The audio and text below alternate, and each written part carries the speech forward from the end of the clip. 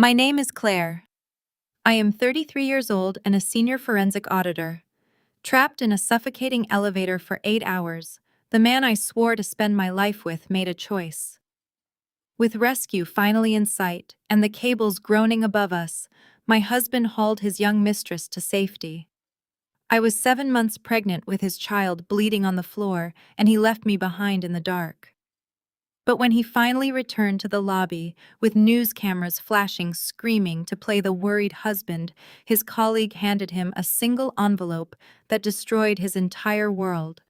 If you have ever been abandoned by the person you trusted most, in the exact moment you face death, let me know where you are watching from in the comments.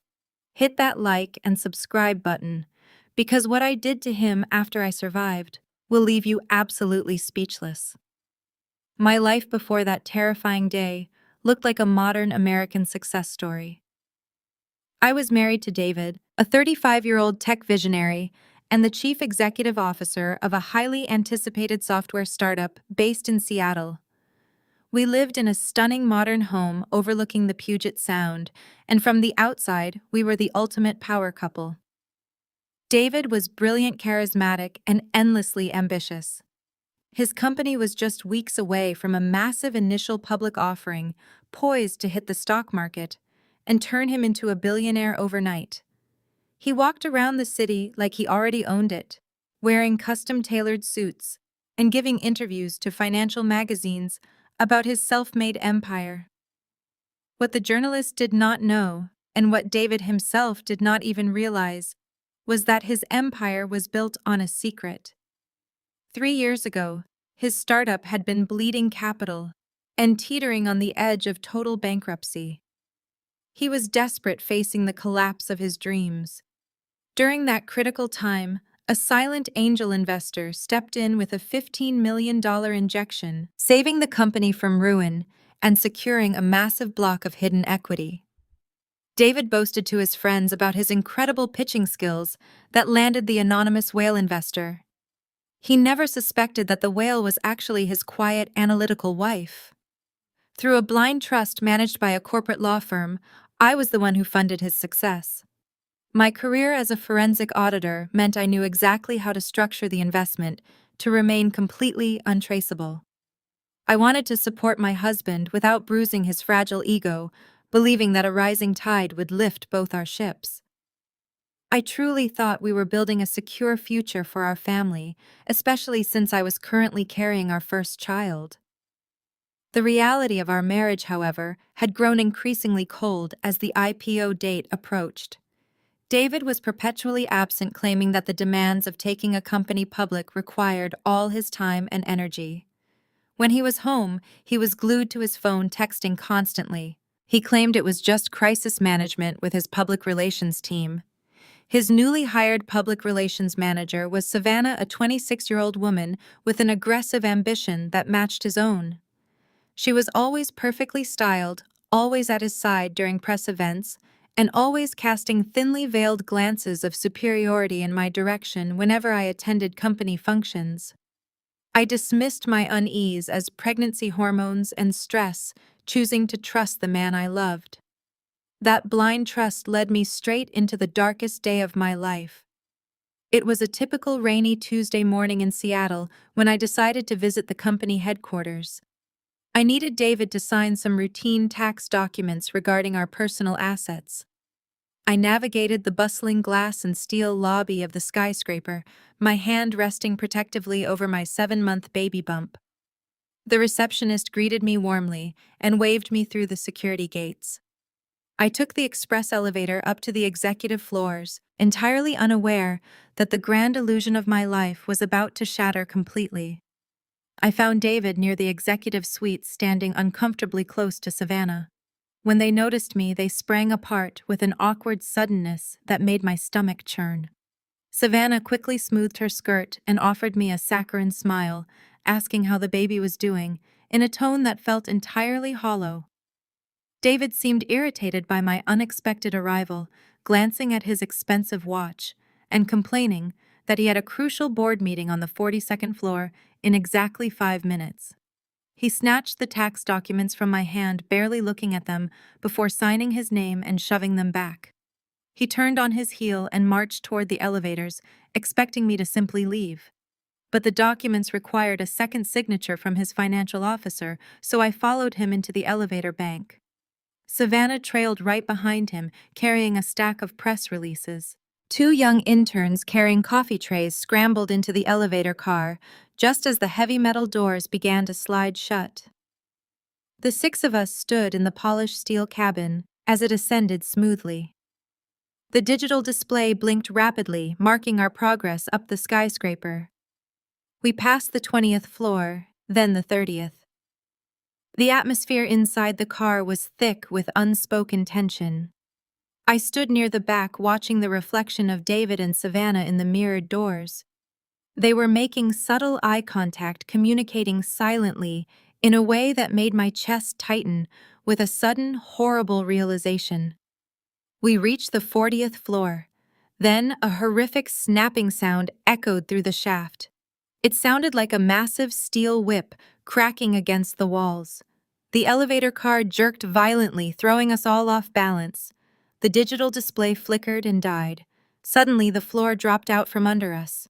We were in freefall. The sickening sensation of weightlessness took over as the car plummeted down the dark shaft. The interns screamed. The plunge felt like an eternity, a terrifying freefall down the hollow skyscraper. Air rushed past the cabin with a deafening roar. We dropped 5 solid stories before the emergency braking system engaged. The steel calipers clamped onto the guide rails with a violent crunch that threw everyone to the floor. Sparks showered down the glass walls and then absolute blackness. The power failed instantly. The ventilation system died, leaving a heavy silence broken only by the sobbing interns. I hit the floor hard, my shoulder absorbing the impact to protect my stomach. Agonizing pain flared across my lower abdomen. I curled into a fetal position, gasping for air as severe Braxton Hicks contractions seized my body.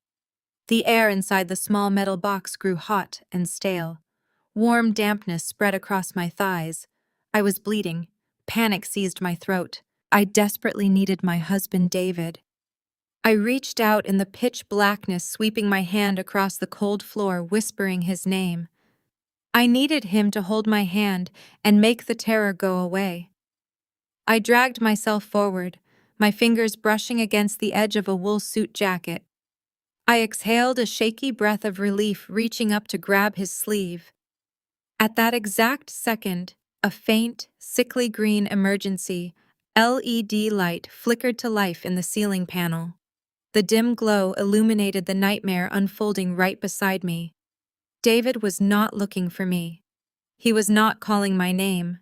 He was huddled in the corner, his arms wrapped fiercely around Savannah.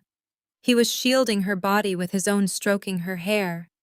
He pulled her face close and whispered, "I have got you. You are safe." He kissed her forehead, completely absorbed in her well-being. I lay there on the filthy metal floor, clutching my pregnant belly, bleeding, while the man I married comforted his mistress. He did not even cast a glance in my direction. The physical pain of my contractions was eclipsed by a profound betrayal. I watched the man I loved, the man whose company I secretly saved, prioritize another woman, while our unborn child and I suffered in the dark. The two interns huddled on the opposite side, oblivious to the twisted tragedy playing out in the emergency lighting.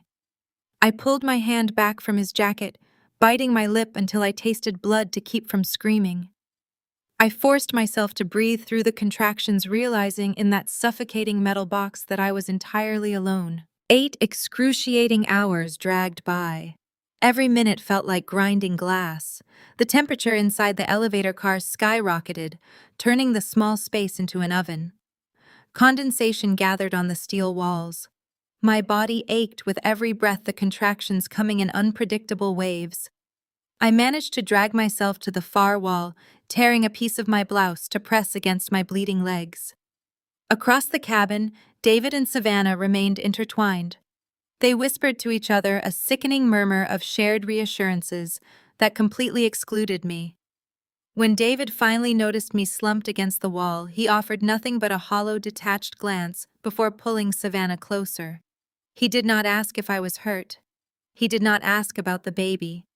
The man I thought I knew simply ceased to exist, replaced by a stranger who viewed me as nothing more than collateral damage. Then the smell of burning rubber and melting plastic began to seep through the floorboards. An electrical fire had sparked somewhere down the shaft, and thick, acrid smoke began billowing up into our trapped cabin. The intern started coughing violently, banging on the doors, screaming for help. The air grew visibly gray, burning our eyes and searing our lungs. I covered my face with my jacket, struggling to draw in oxygen for my baby. Just as the smoke threatened to choke the life out of us, a loud metallic banging echoed from above. Heavy boots thudded against the roof of the car. Sparks flew as a rescue team used a power saw to cut through the reinforced ceiling hatch. The metal groaned and peeled back, revealing the beam of a heavy-duty flashlight and the soot-stained face of a firefighter. The relief was overwhelming. Fresh air poured in through the jagged opening. The firefighter yelled down to us, his voice cutting through the panic. "The main cable is fracturing. We have to move right now, but we can only hoist one person at a time. Women and the pregnant lady come up first." I pushed myself up my legs, trembling unsteadily under my weight, reaching my hand toward the light. But before I could even take a single step forward, David lunged. He violently shoved me backward. His heavy shoulder slammed directly into my chest, sending me crashing hard against the steel wall. I collapsed to the floor, gasping in shock and pain. David grabbed Savannah by her waist and practically threw her upward toward the open hatch. "Take Savannah first," he screamed at the rescuers, his voice cracking with feigned panic. "She has severe asthma. She cannot breathe." It was a complete calculated lie. Savannah did not have asthma. The firefighters, blinded by the thick smoke and operating on split-second emergency protocols, grabbed her outstretched arms and hauled her up to safety. The elevator gave a terrifying metallic lurch as the main cable snapped another steel strand. David did not wait for the rescuers to lower the harness again. Acting on pure primal selfishness, he leaped up, grabbing the edges of the cut hatch. I reached out, crying for him to help me. In his frantic scramble to save his own life, his heavy leather shoe lashed out, kicking me squarely in the shoulder. He hauled his upper body through the opening, looking down at me, bleeding in the smoke. "I will make them come back for you," he yelled. The hatch slammed shut, leaving me completely behind. The echo of the metal hatch slamming shut vibrated through the floorboards. I lay completely still in the suffocating darkness, surrounded by the acrid stench of burning wires and the terrified sobs of the two interns left behind with me. The heat was unbearable, pressing against my skin like a physical weight. My lungs burned with every shallow breath. I coughed, tasting soot. For the first few minutes, the shock of David's heavy boot connecting with my shoulder blinded me to everything else. The man I secretly elevated, the man carrying my child, had kicked me back into a burning cage to save his mistress. Tears streamed down my face, mixing with sweat, but they did not last long. Lying on that cold floor, clutching my stomach to protect the only life that mattered now, something inside me fundamentally shifted. The desperate weeping wife died right there in the smoke. In her place, a profound stillness took over. My sorrow calcified into cold, hardened rage. I am a senior forensic auditor. My entire career is built on dismantling complex frauds, tracing hidden liabilities, and executing ruthless calculations. David thought he left behind a dependent, weak wife who would quietly perish and solve all his messy problems. He had no idea he just forged his own destruction. I stopped crying. I regulated my breathing, taking short sips of the toxic air. I forced myself to sit up, using the handrail for support, and ordered the panicked interns to stay low where the air was marginally clearer. We were not going to die in this shaft. Above us, the sound of the main elevator cable tearing echoed down the shaft. Steel threads snapped with the crack of a whip. The metal box groaned. The interns screamed, clinging to each other in the dark. I pressed my back against the wall, calculating the seconds we had left. Just as the cabin lurched downward, a tremendous crash exploded from the side doors. Sparks flew into the cabin as a rotary saw sliced through the heavy steel doors. A secondary emergency crew had forcefully breached the outer doors and pried open the elevator car from the side. Thick smoke billowed out into the hallway as flashlights pierced the gloom. Strong hands reached into the cabin, grabbing the interns first and hauling them to safety. A firefighter grabbed my arms, his grip bruising but secure. I pushed off the floor with everything I had left, throwing myself through the narrow gap. The second my boots hit the solid concrete floor of the hallway, a deafening snap reverberated through the building. The main cable completely failed. The elevator car plummeted into the abyss, crashing into the sub-basement 40 floors below with a boom that shook the dust from the ceiling tiles. I lay on the concrete, coughing violently, staring into the empty shaft where I was supposed to be entombed. Emergency medical technicians swarmed the hallway, shouting orders and unrolling oxygen masks. One knelt beside me, flashing a light in my eyes and trying to strap a cervical collar around my neck. He shouted that I needed to be transported to the nearest trauma center immediately for fetal monitoring. I pushed his hands away, refusing the mask. I was not going to be strapped to a gurney and wheeled out through the main lobby like a helpless victim for David to find and exploit for his public relations narrative. I needed control and absolute secrecy. I reached into my blazer pocket and pulled out my phone. The screen was cracked, but it functioned perfectly. I bypassed the medics and dialed my brother Ryan. Ryan was a former military intelligence officer who had spent multiple tours extracting targets from hostile environments. Now he ran an elite private physical extraction firm. He answered on the first ring. I did not waste time with tears or explanations. I gave him my exact coordinates, told him I was bleeding, and issued a single unbreakable command. I told him to bypass the city emergency protocols and get me out of the building without anyone knowing. Ryan asked no questions. His voice shifted into a tactical calm, instructing me to reach the adjacent rooftop helipad in 5 minutes. I forced myself onto my feet, ignoring the frantic protests of the paramedics. The adrenaline coursing through my veins masked the sharp pain radiating across my abdomen and my bruised shoulder. I bypassed the chaotic evacuation routes and utilized a restricted executive access corridor that I knew intimately from my forensic audits of the building's infrastructure.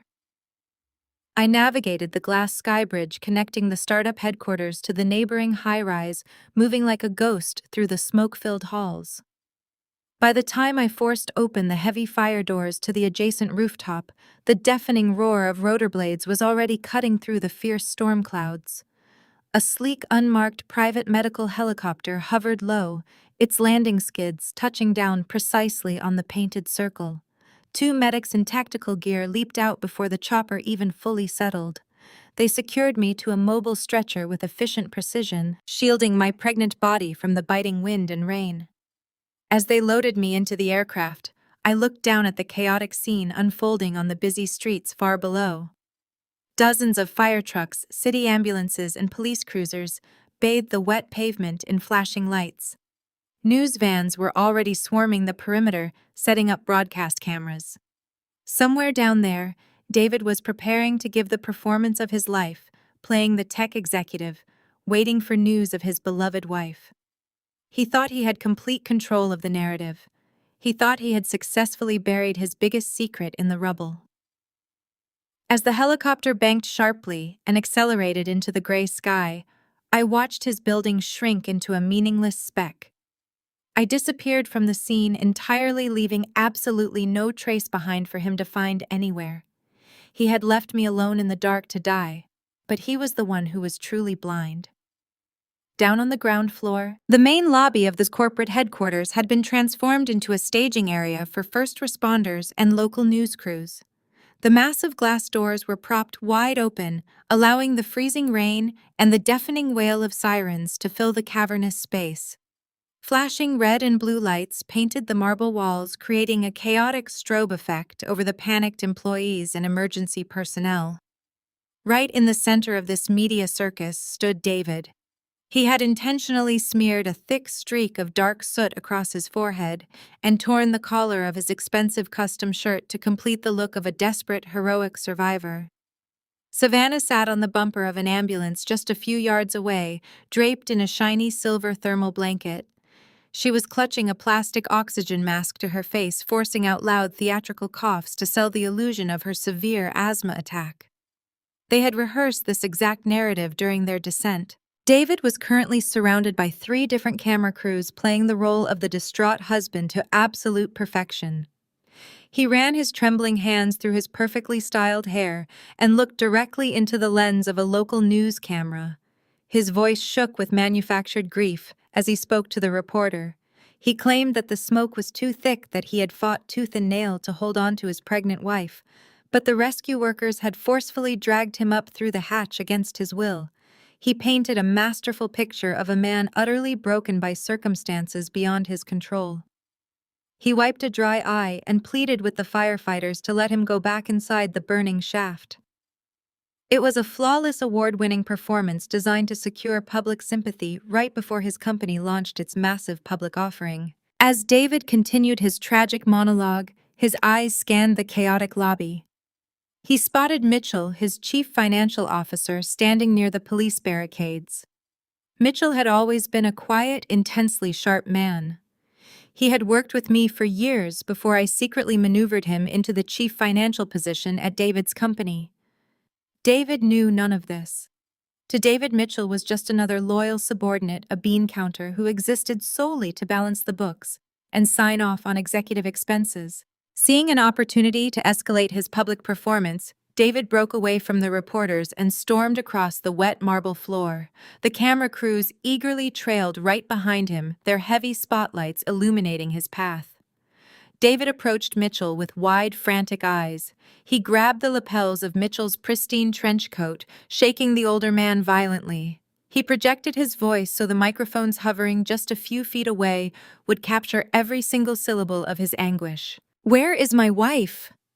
David screamed, his face contorted in an exaggerated mask of terror. "Have they pulled her out of the wreckage? Where is Claire? You have to tell me what is happening." Mitchell did not react to the physical assault. He simply stood there rigid and perfectly composed, his eyes locking onto David with a look of absolute unfiltered disgust. Slowly, deliberately, Mitchell reached up and peeled David's trembling hands off his coat. He brushed his shoulders off, as if David had just transferred a foul disease onto him. The reporters leaned in closer, sensing a shift in the atmosphere. The heavy silence between the 2 men cut right through the noise of the bustling lobby. Mitchell reached into his leather briefcase and pulled out a thick, sealed manila envelope. He held it out, pressing it firmly against David's chest.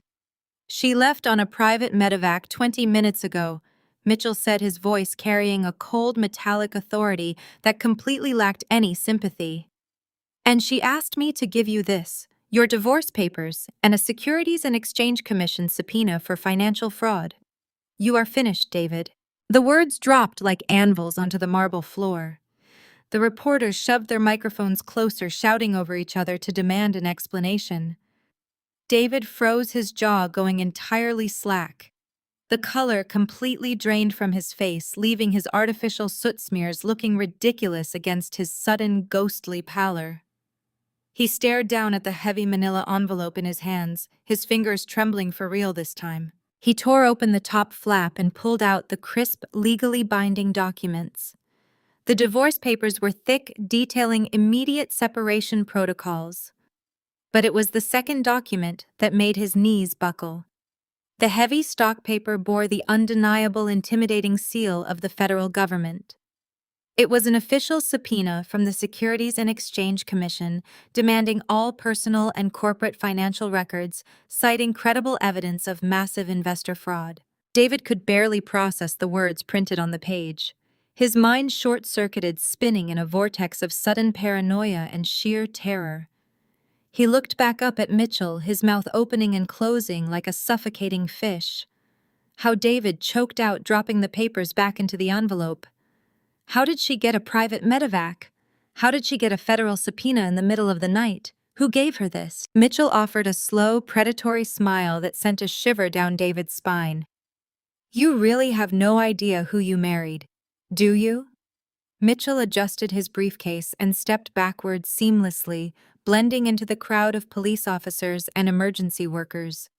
Have a good evening, Mr. Chief Executive.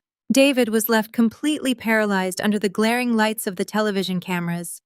His carefully constructed public relations narrative had just been annihilated on live television.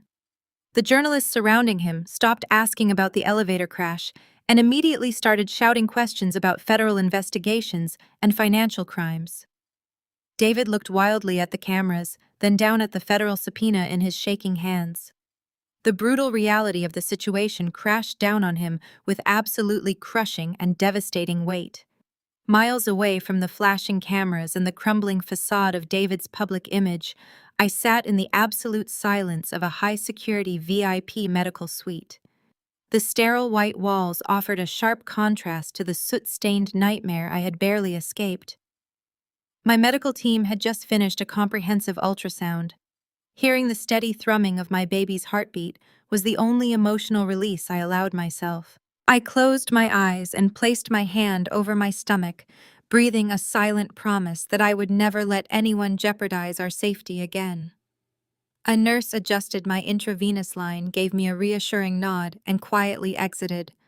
I was battered, my shoulder throbbed with a dark purple bruise from David's heavy boot, but my mind had never been sharper. The heavy oak door of my suite swung open with a purposeful force. Naomi stepped into the room, bringing an atmosphere of absolute authority. My sister-in-law was a formidable African-American corporate attorney, a senior partner at one of the most ruthless litigation firms on the West Coast. She wore a perfectly tailored emerald green suit and stilettos that clicked sharply against the linoleum floor. Naomi did not just practice corporate law, she weaponized it. She took one look at my pale face, her sharp eyes zeroing in on the nasty bruise peeking out from beneath my hospital gown. She did not rush over with tearful hugs. She walked straight to the foot of my bed, placed her leather briefcase on the mattress, and looked me dead in the eye. We do not cry over dead weight, she said, her voice dropping into a register of pure ice. We liquidate it. Right behind her walked my brother Ryan. While Naomi was the legal architect, Ryan was the digital executioner. He carried 2 heavy protective cases and wasted no time exchanging pleasantries. He began unpacking his equipment, transforming my quiet recovery suite into a classified war room. Within 10 minutes, he had set up a localized Faraday cage to block any unauthorized cellular tracking, established an encrypted routing network, and mounted 3 portable monitors on the hospital tray table. Ryan worked with the lethal efficiency of a man who had spent years hunting cyber terrorists. I want complete digital darkness, Ryan announced, his fingers flying across his keyboard as cascading lines of code flooded the monitor. I am scrubbing your medical admission records from the Central Hospital database. I am blacklisting David's phone number, his corporate accounts, and his public relations team. You do not exist on the grid right now. I adjusted my hospital bed, sitting up straight despite the sharp pain through my ribs. The strategy was clear. We were not going to engage in a messy, emotional domestic dispute. There would be no tearful phone calls demanding to know why he abandoned me in the elevator. There would be no furious text messages cursing Savannah's name. Giving David an emotional reaction would only feed his massive ego and give him a target to manipulate. He thrived on chaos and emotional control, using them to gaslight anyone who challenged him. We were going to starve him of the very oxygen he needed to survive. Total absolute radio silence. By denying him any access to my emotional state, we would force him into severe paranoia. Naomi opened her briefcase and laid out a stack of corporate filings across my bed. Our objective is surgical dismantling, she explained, tapping a manicured finger against David's pre-initial public offering prospectus. David thinks his biggest problem right now is a damaged public image and a missing wife. He has no idea that the foundation of his entire company is built on a fault line you control. He is 2 weeks away from ringing the bell on the NASDAQ. He needs everything to look financially pristine to his institutional investors. We are going to let him believe he can salvage this. We are going to let him scramble, let him spin his lies and climb to the top of the ladder.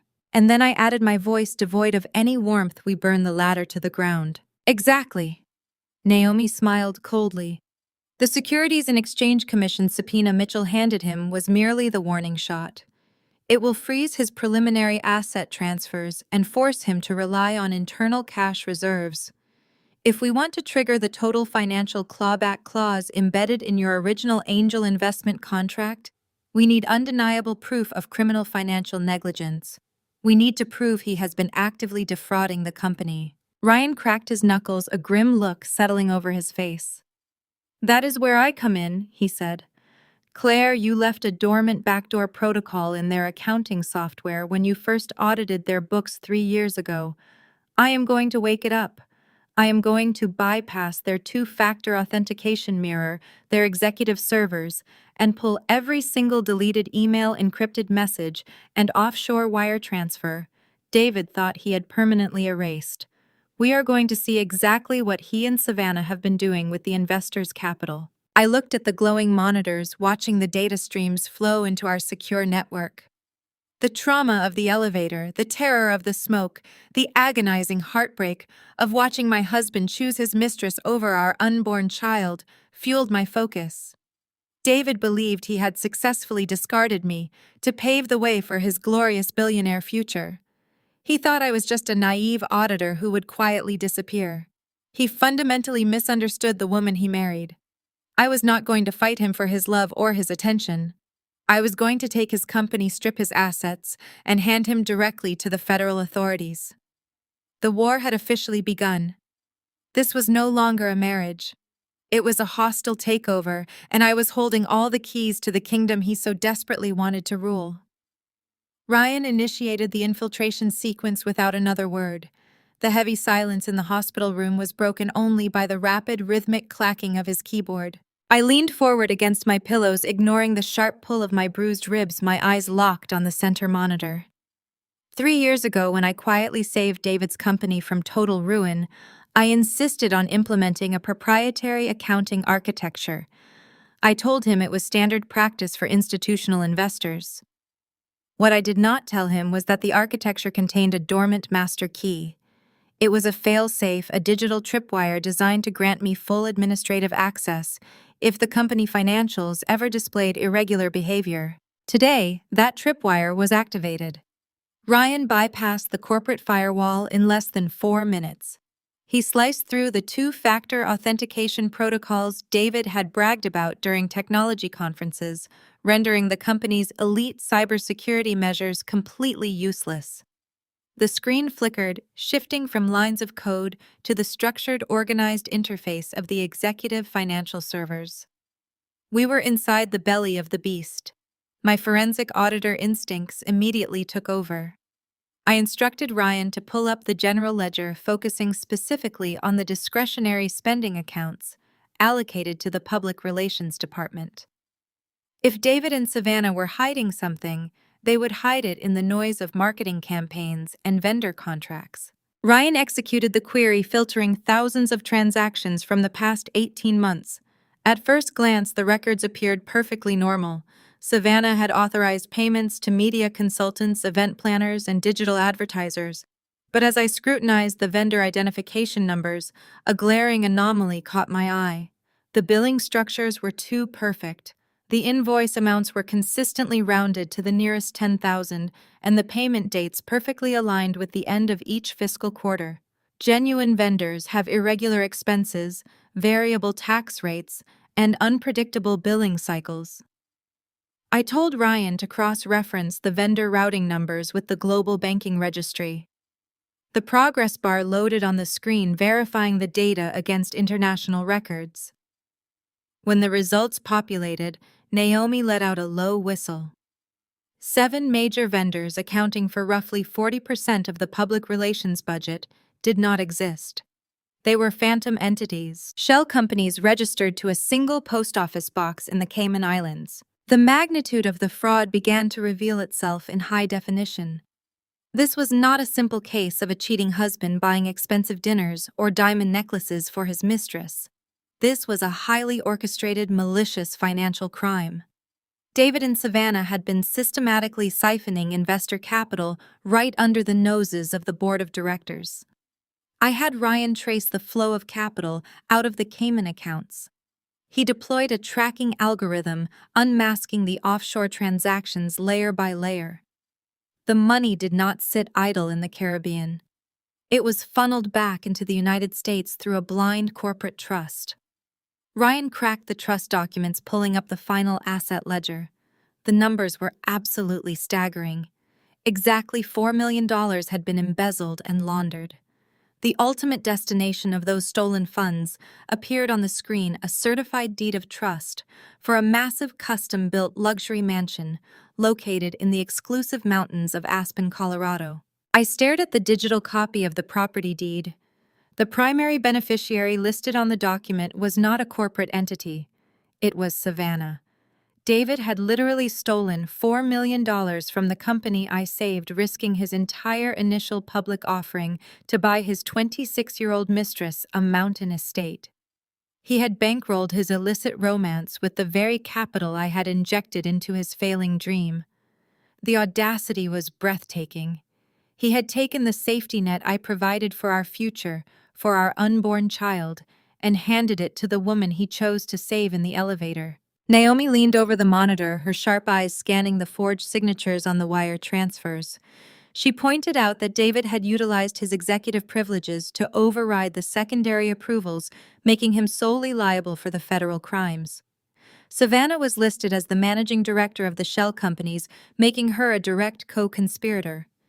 They had constructed their own legal graveyard. I felt a cold, sharp smile form on my lips. The elevator drop had nearly broken my body, but this discovery just handed me the weapon I needed to completely break their lives. David believed he was a master manipulator, a brilliant chief executive who could discard his pregnant wife and walk away clean. Instead, he had handed me a loaded gun. The financial records were meticulously downloaded onto Ryan's encrypted hard drives, securing the undeniable proof of their federal crimes. We had absolutely everything we needed: the embezzlement, the wire fraud, the money laundering, and the undeniable concrete link connecting David and Savannah to the stolen $4 million. They had left a trail of breadcrumbs that a forensic auditor like me could follow blindfolded. The trap was set perfectly primed for the day he thought he would become a billionaire. We were not just going to ruin his reputation. We were going to obliterate his freedom. I watched the long download finally finish, confirming that every stolen dollar, every fraudulent invoice, and every lie was securely in my possession. David had traded his family for $4 million and a mountain house. Now I was going to ensure that terrible trade cost him every single second of his future. The digital audit was complete, and the undeniable truth was locked away in our war room. We possessed the exact ammunition required to execute a flawless, devastating takedown. I looked at Naomi and Ryan, my true family, and gave them the final signal.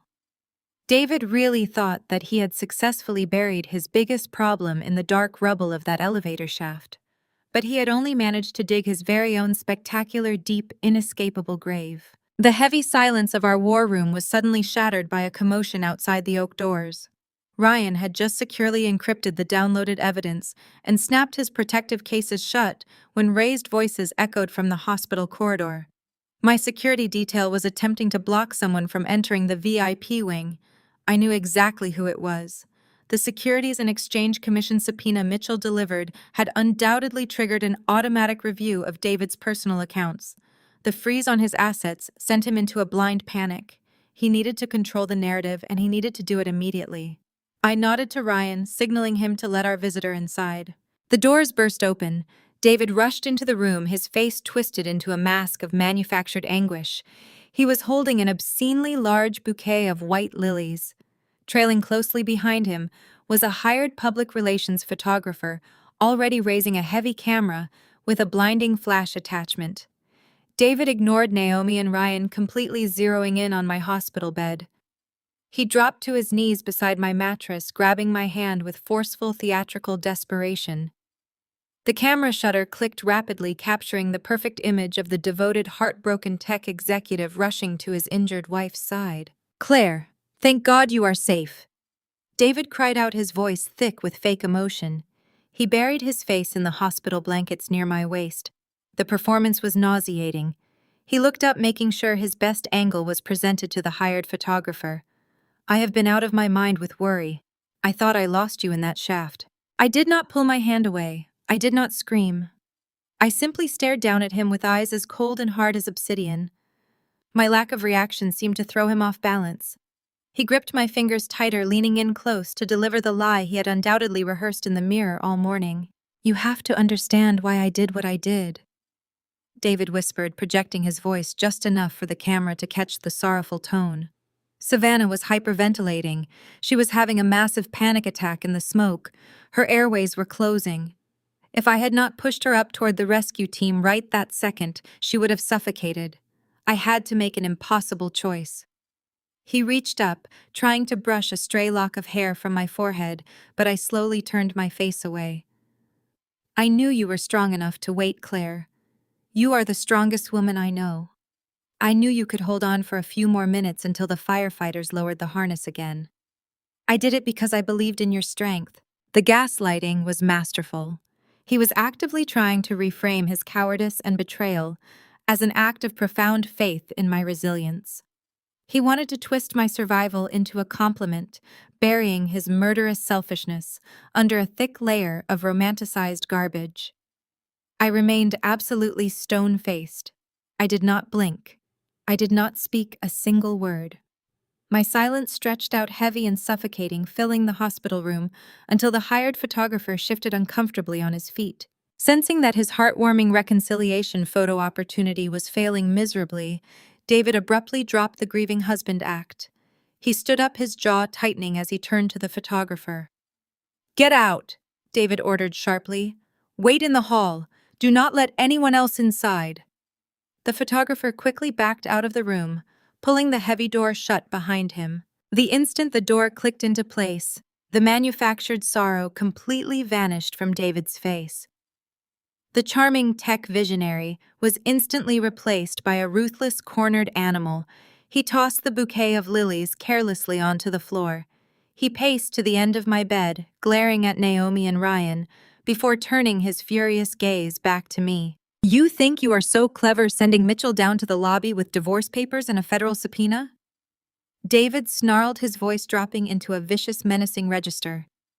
"You think you can rattle me right before the most important week of my life? My personal banking accounts were flagged for review this morning. I do not know what kind of stunt your lawyers pulled, but it ends right now." He reached into his tailored jacket, pulling out a manila folder and throwing it onto my tray table. The document inside was a marital voting proxy. David needed my signature to consolidate his control over our shared assets and secure absolute voting authority ahead of the initial public offering. He needed to prove to his institutional investors that his impending divorce would not fracture the company's leadership or threaten the stock valuation. "Sign the proxy, Claire," David demanded. "You are going to transfer all your marital voting shares to me.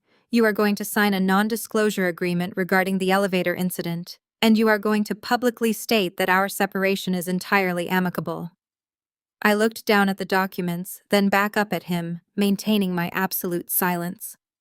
My refusal to engage enraged him further.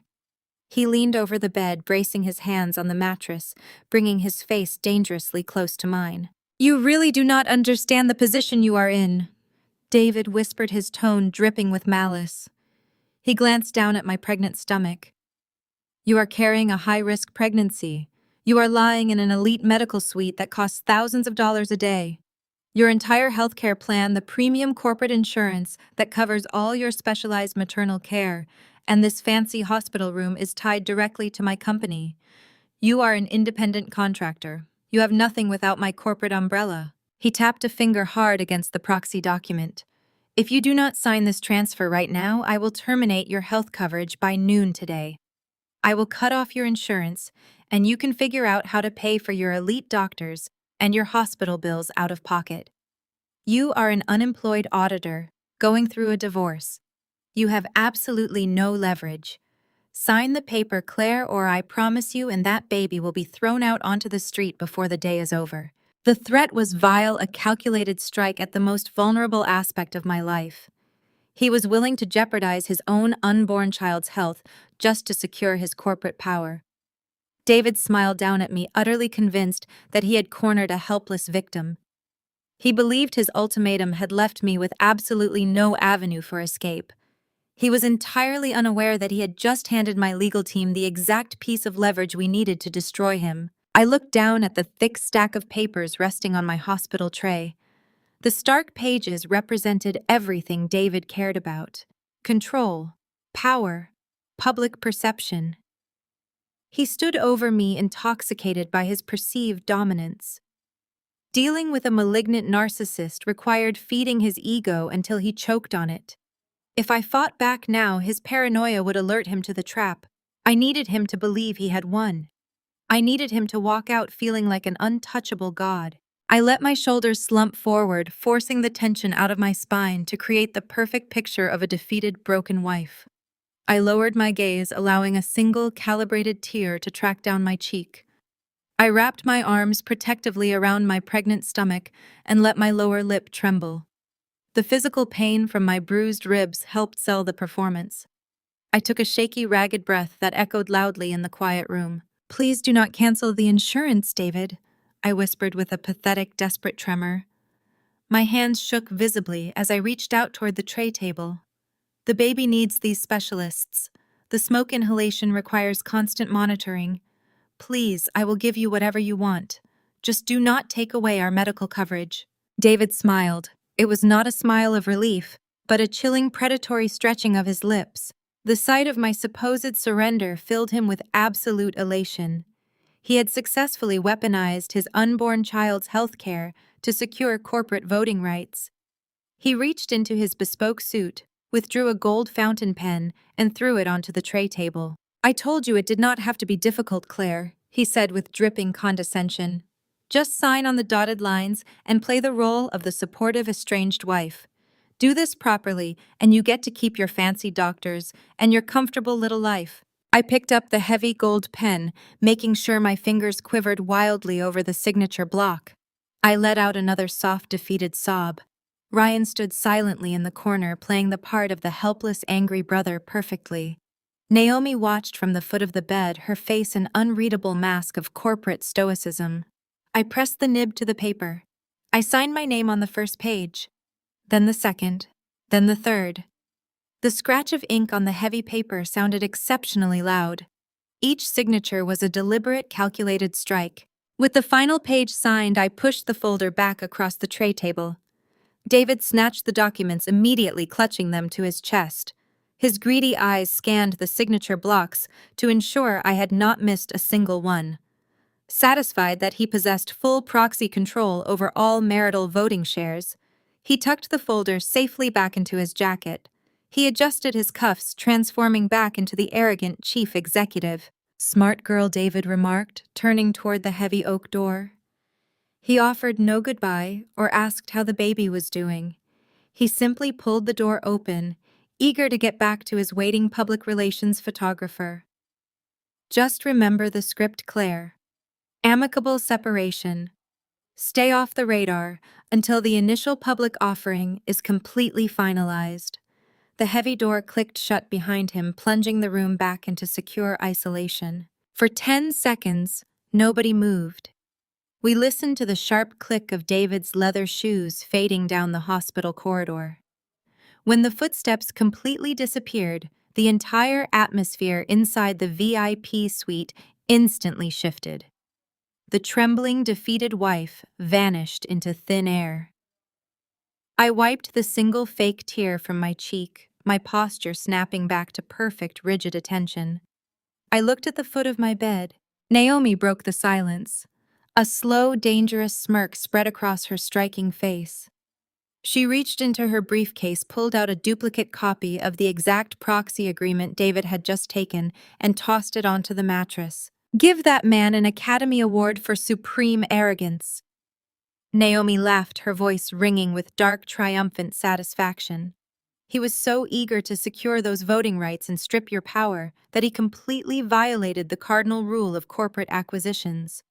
Never sign a document without letting your legal counsel review the fine print first. Ryan stepped away from his encrypted monitors, a fierce grin lighting up his face. He walked over to the bed, pointing a finger at the dense legal jargon printed on the fourth page of the proxy agreement. Naomi opened the document and smoothed the page flat.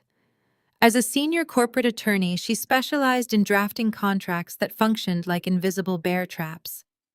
David believed he had forced me to sign a standard marital proxy transfer. He believed he had stripped me of my voting rights. He was entirely unaware that the document I just signed was heavily modified by one of the most ruthless legal minds in the country. Right here in Section 4, Paragraph B, Naomi pointed out her manicured nail tapping sharply against the paper. I legally embedded a comprehensive moral turpitude and asset clawback provision. It is buried deep within the indemnification clauses. By forcing you to sign this proxy, and by accepting the transfer of your voting shares under his direct executive authority, David just legally bound his own personal estate to any future corporate fraud discoveries. I smiled, feeling a cold wave of absolute victory wash over me. In standard corporate structures, a chief executive officer is often protected by limited liability. If a company goes bankrupt, the executive personal wealth is usually shielded from the fallout. But Naomi had drafted a lethal exception. The clause specifically stated that if the majority shareholder acting under proxy was found guilty of embezzlement, wire fraud, or moral turpitude, the protective corporate veil would be completely pierced. He just tied a concrete block to his own ankles, I said, staring at the dense legal text. Exactly, Naomi confirmed, her dark eyes gleaming with anticipation. He thought he was taking your voting power. Instead, he just legally consented to complete personal financial liquidation. The second the Securities and Exchange Commission uncovers the $4 million he funneled to the Cayman Islands and the Aspen Mansion, this contract guarantees that the federal government and the defrauded investors can seize everything he owns. His bank accounts, his cars, his personal real estate. Everything is collateral for his crimes. David had walked out of the hospital suite feeling victorious, clutching the very document that guaranteed his absolute destruction. He had handed us the blade, and we had just placed it directly against his throat. While we secured the legal snare around David from the safety of the hospital suite, the psychological warfare against his accomplice was already in motion. Across the city at the corporate headquarters, Savannah sat in her pristine corner office. She was nursing a cup of artisanal coffee, desperately trying to maintain the polished, untouchable image of a successful public relations director. Her nerves were entirely frayed. The trauma of the elevator crash, combined with the sudden, inexplicable arrival of federal subpoenas for David, had left her jumping at shadows. She furiously applied concealer under her eyes, preparing for a morning press briefing to hype up the initial public offering. A sharp knock on the frosted glass of her office door made her jolt. A private courier stepped inside. He did not wear the standard delivery uniform. He was dressed in an immaculate charcoal suit, moving with a silent, intimidating efficiency. He bypassed her assistant entirely, stepped up to her mahogany desk, and placed a thick, sealed black envelope directly over her keyboard. He required no signature. He simply turned and vanished down the bustling executive hallway before Savannah could even ask who sent it. Her hands trembled as she reached for the heavy envelope.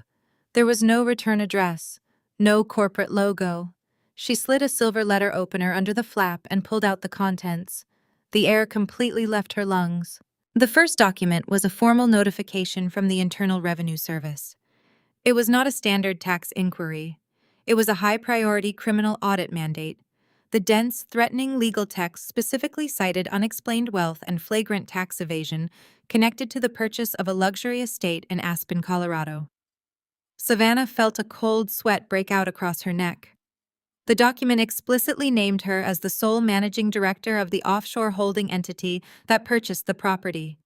It demanded immediate forfeiture of financial records to justify the $4 million transaction.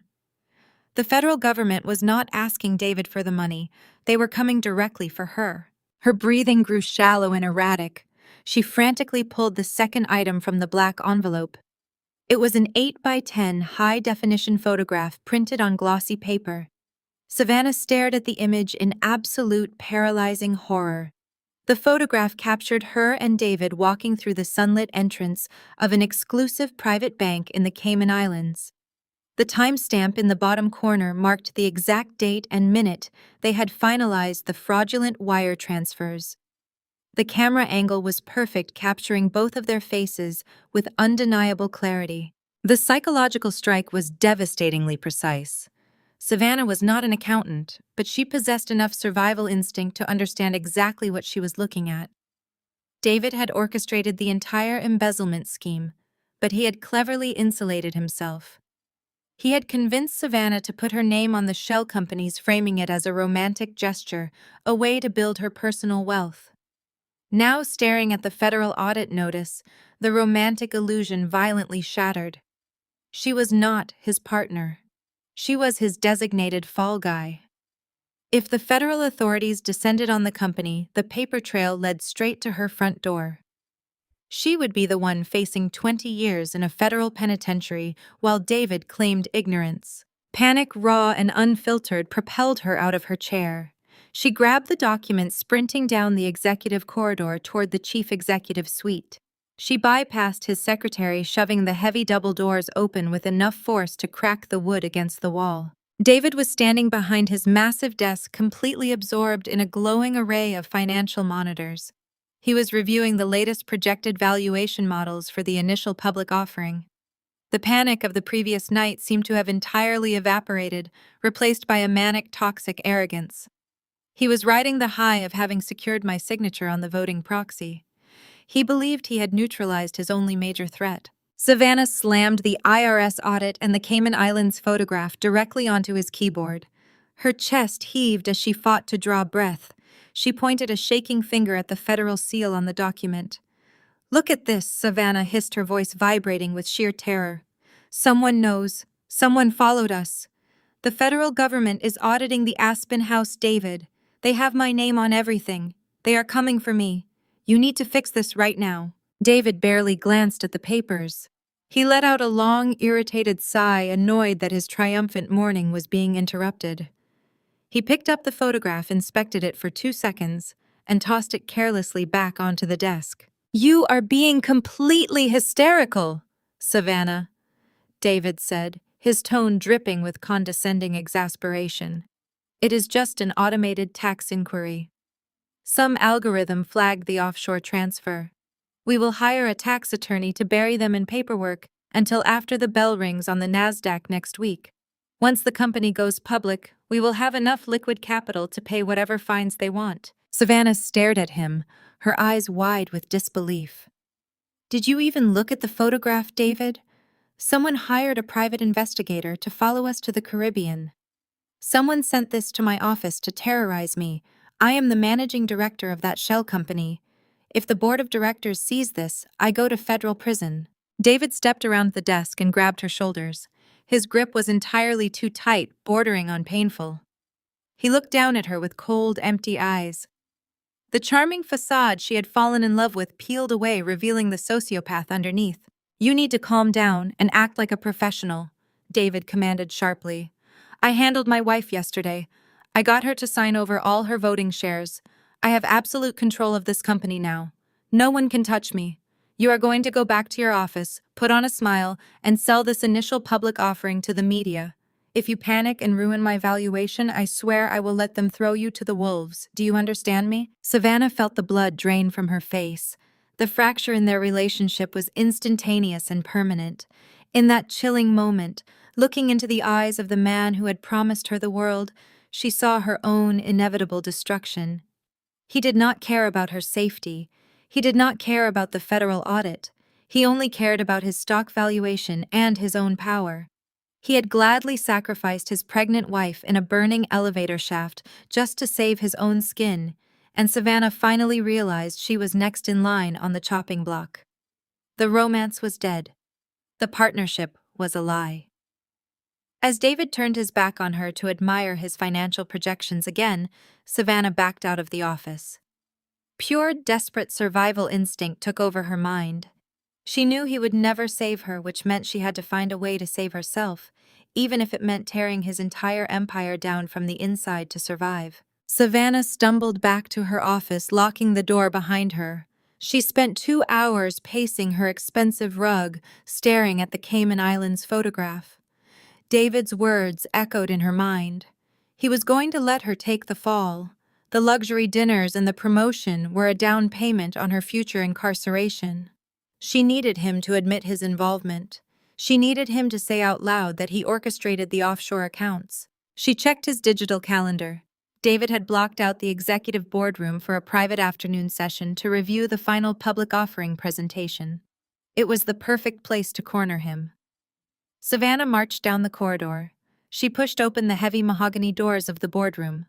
David stood at the head of the massive obsidian table, clicking through slides on a laser projector. "I told you I am busy," David snapped. "We are 48 hours away from locking in the institutional investors. Get out!" Savannah slammed her hands down on the table. "I am not going anywhere," she shouted. "You are not going to pin the Aspen property on me. You will tell your legal team you set up those shell companies. You are going to take the blame for the tax evasion." David let out a harsh laugh. He clicked the projector off, plunging the room into shadows before turning the overhead lights on. "I am not doing anything of the sort," David replied. "Your signature is on the Cayman Bank files. You happily accepted the title of managing director. You enjoyed the private jets and luxury lifestyle. You do not get to play the innocent victim now just because the federal government is asking for receipts." Savannah felt her chest heave with uncontainable fury. "I only signed those papers because you told me it was a tax shelter. I did not know you were stealing capital directly from the startup investors." David leaned in, pressing her against the table. "Grow up," he sneered. "Where did you think $4 million came from my salary? You knew exactly what we were doing. You were greedy. I am the chief executive officer. I am legally insulated. My lawyers will paint you as a manipulative gold digger who embezzled corporate funds to finance her lifestyle. Who do you think a jury will believe, the visionary founder or the girl sleeping with her boss?" Savannah shoved him backward with all her strength. "You arrogant monster!" She screamed, her voice reaching a hysterical pitch that pierced through the soundproof walls. "I did not forge those wire transfers, you did. You bypassed the secondary approvals. You authorized the release of $4 million from the Core Development Fund into the offshore accounts. I watched you type the authorization codes yourself." David lunged forward, grabbing her by the arms. "Keep your voice down, you stupid girl," he growled, shaking her violently. "You have no proof. I wiped the server logs months ago. There is no digital footprint tying me to those authorizations. It is your word against mine, and your word means nothing." Savannah shoved him away. "We will see what the federal auditors have to say about that," she spat before turning and running out of the boardroom, leaving the heavy doors swinging in her wake. David stood alone in the center of the room, straightening his tie and smoothing his suit jacket. He let out a long breath, confident that Savannah possessed no real leverage. He walked back to the projector, convinced his digital tracks were permanently erased. He was wrong. The boardroom was indeed built with acoustic soundproofing designed to keep corporate secrets strictly inside the room. But David had forgotten a crucial architectural detail. The boardroom shared a ventilation shaft and a direct adjoining door with the office of the chief financial officer. Mitchell sat perfectly still in his darkened office just on the other side of that adjoining door. He had deliberately left the connecting door cracked open by a fraction of an inch before David arrived. Sitting on his desk, positioned directly beside the gap, was a digital audio recorder. Mitchell reached out and pressed the stop button. A green light blinked, confirming that the file was securely saved. He had captured every single second of the volatile confrontation in crystal-clear high-definition audio. He had Savannah screaming the exact words they needed. "I did not forge those wire transfers, you did." More devastatingly, he captured David's arrogant confession. David openly admitted on tape that he wiped the server logs to hide the release of $4 million into offshore accounts. He had explicitly confessed to wire fraud, embezzlement, and obstruction of justice, while boasting about framing his mistress. Mitchell plugged the recording device into his encrypted laptop. He did not smile. He did not celebrate. He simply executed his role with the cold, calculating precision I had hired him for. He opened a secure, untraceable communication channel linked directly to our hospital war room. He uploaded the audio file, added an encryption key, and hit send. Within seconds, the file materialized on Ryan's monitors in the medical suite. Naomi plugged in a pair of studio headphones and listened to the explosive argument. When the recording finished, she slowly removed the headphones and looked across the hospital bed at me. The final piece of the puzzle had just clicked perfectly into place. We possessed the digital footprint from the backdoor audit. We possessed the lethal proxy agreement bearing his signature. And now, thanks to Mitchell's flawless execution, we possess the definitive, irrefutable audio confession required by the federal authorities to secure a criminal indictment. David had spent his entire afternoon threatening the women in his life, fully convinced that his corporate power made him completely untouchable by the law. He had no idea that his own reckless arrogance had just handed our legal team the absolute undeniable power required to legally execute his entire tech empire and permanently end his stolen freedom. With the criminal evidence secured, Naomi immediately pivoted our strategy toward the corporate battlefield. David's impending initial public offering was the crown jewel of his arrogant ambition. He believed the ringing of the NASDAQ bell would cement his legacy and permanently insulate his wealth. We were going to shatter that illusion from the inside out, turning his own board of directors into the architects of his immediate downfall. The public relations team at his startup had spent the last 48 hours aggressively spinning the elevator accident to the media.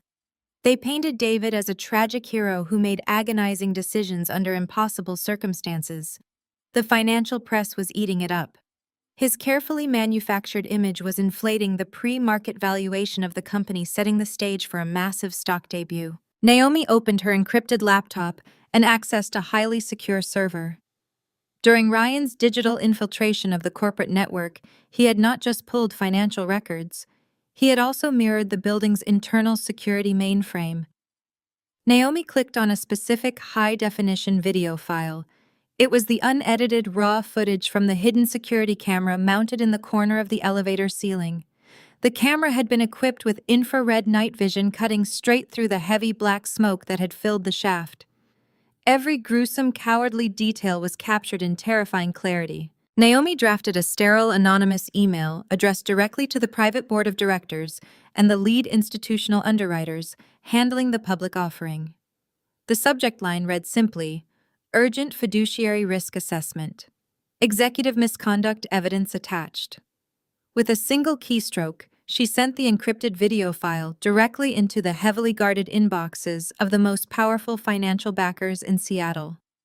Across the city, in penthouse offices and secure conference rooms, billionaires and venture capitalists opened the attachment. They expected to see minor accounting discrepancies or a disgruntled employee complaint. Instead, they watched in high-definition horror as the true nature of their chief executive officer was laid bare. The board members watched the infrared footage of the elevator plunging. They watched the 8 hours of agonizing waiting. But the truly damning moment came during the rescue. The board watched utterly repulsed as the top hatch was pried open by the firefighters.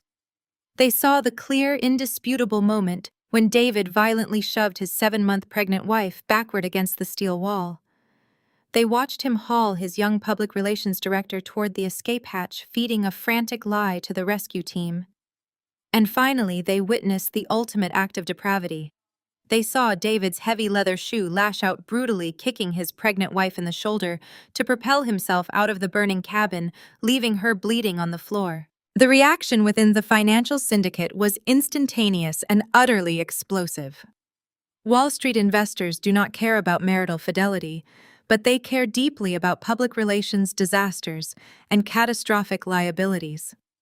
A chief executive officer caught on tape violently trampling his pregnant wife to save his mistress is a radioactive asset. It was an extinction-level public relations crisis waiting to detonate. If that footage leaked to the mainstream media after the company went public, the stock price would plummet to zero, wiping out billions in shareholder value. The institutional backers did not wait for explanations. They did not call David to ask for his side of the story. They immediately triggered their emergency withdrawal protocols. By the time the markets opened the following morning, the financial bleed had officially begun. Major underwriters started quietly pulling their committed backing. Private equity firms canceled their preliminary buy-in orders. The Whisper network in the financial district caught fire, spreading rumors of massive executive instability. David was sitting in his corner office going over the final press tour schedule when his customized financial terminal began flashing red. The proprietary algorithms tracking his pre-initial public offering valuation updated in real time. The numbers spiraled downward at a sickening pace. Within 3 hours, his company's valuation plummeted by a staggering 30%. Hundreds of millions of dollars in projected market capitalization simply evaporated into thin air. He frantically smashed the intercom button on his desk, shouting for his secretary to get the lead underwriters on the phone. Every single call went straight to voicemail. His frantic emails to the board of directors were met with cold, automated out-of-office replies. The silence from his financial backers was deafening. Panic finally seized David's chest. Without the institutional backing, the initial public offering would collapse before he ever reached the trading floor. He would be left holding a massive corporate debt with absolutely no way to pay out his early investors. He paced his office, his mind racing through desperate scenarios. He ordered his remaining finance team to begin securing emergency bridge funding to cover the sudden capital deficit. He spent the entire afternoon making frantic, sweating phone calls to shadow equity firms offering them exorbitant interest rates and massive chunks of corporate control, just to keep his sinking ship afloat. He was willing to sign away the very soul of his company to maintain the illusion of success. Sitting in my quiet hospital suite, I watched his desperate maneuvers unfold on Ryan's tracking monitors. David was bleeding out financially frantically, trying to plug the holes in a sinking hull. He was negotiating terrible deals, taking on toxic debt, and completely compromising his future. He genuinely believed he was fighting the ruthless mechanics of the free market. He was completely unaware that he was actually dancing on a string. He had no idea that the shadow firms he was begging for capital were entirely controlled by my blind trust. I was pulling every single string in the dark, tightening the noose around his neck, preparing for the final, fatal snap to echo through the entire corporate world. He was a dead man walking. His stolen empire was finally crumbling right before his eyes. The morning after the institutional investors initiated their quiet exodus, the atmosphere inside the startup headquarters was suffocating. David was operating on lethal doses of espresso and unfiltered panic. His usually pristine, custom-tailored suit was violently wrinkled, and heavy dark circles shadowed his eyes. He had spent the entire night barricaded in his executive suite, screaming at his wealth managers and frantically calling every private equity contact in his phone. They all gave him the exact same hollow excuses, claiming the market was too volatile or their investment windows were currently closed. The financial sector possessed a hive mind, and the silent consensus was that David had become a toxic liability. He was entirely isolated, bleeding capital at a catastrophic rate and staring down the barrel of an absolutely humiliating public collapse. With his options entirely exhausted, David authorized his finance team to reach out to a shadowy, aggressive holding firm known for providing emergency bridge loans to distressed assets. The firm operated under a generic corporate umbrella, a faceless entity that swooped in when traditional banks slammed their doors. David scheduled an emergency video conference for 10 in the morning, desperate to secure a massive cash injection to stabilize his valuation before the initial public offering roadshow concluded. He positioned himself at the head of the obsidian boardroom table, adjusting his collar and forcing a confident, arrogant smile onto his face as the video call connected. On the massive high-definition screen, David faced 3 elite corporate attorneys representing the holding firm. They sat in a sterile gray conference room, their expressions completely devoid of any emotion. David immediately launched into his practiced pitch. He utilized all the charismatic buzzwords that had successfully charmed venture capitalists in the past. He talked about market disruption, exponential user acquisition, and unprecedented revenue projections. He painted the sudden drop in his valuation as a minor temporary market correction, a brief hiccup before his software revolutionized the industry. He projected absolute dominance, gesturing wildly and promising them an astronomical return on their investment if they provided the emergency bridge capital today. The lead attorney on the screen did not smile. He simply pulled a thick legal binder toward him and cut David off mid-sentence. The attorney stated in a cold, metallic voice that they were fully aware of his sudden lack of institutional backing. They knew his valuation had plummeted by 30% overnight. They were not interested in his visionary speeches or his inflated revenue projections. They were only interested in hard, predatory leverage. The attorney presented the term sheet, and the conditions were absolutely brutal. The holding firm offered the exact capital injection David needed to keep the initial public offering alive, but the cost of that capital was staggering. The loan carried an exorbitant, punishing interest rate. More devastatingly, it was structured as a highly aggressive convertible debt instrument. If the company's stock fell below a specific threshold, or if any executive misconduct triggered a regulatory review, the debt would instantly convert into commanding equity. Furthermore, to secure the funds today, David had to sign over a massive chunk of his personal founder shares at a valuation that was slashed by 60%. It was financial extortion.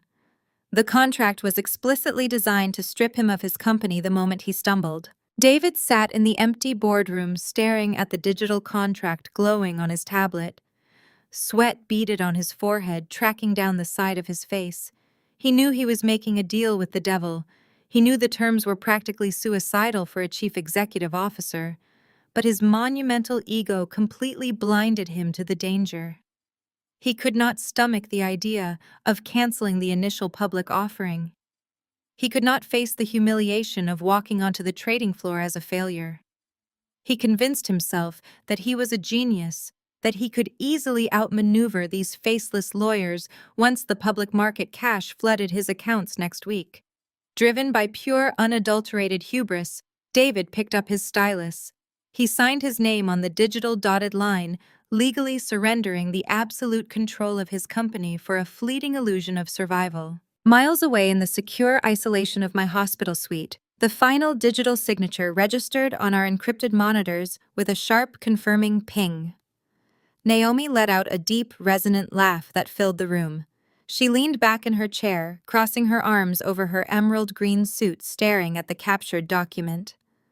Ryan grinned, typing a rapid sequence of commands to lock the legal transfer into our heavily guarded servers.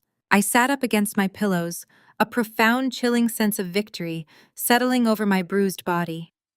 David had no idea who he just pitched to.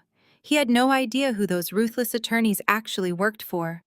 The shadowy holding firm that just purchased his toxic debt was not some random group of predatory investors.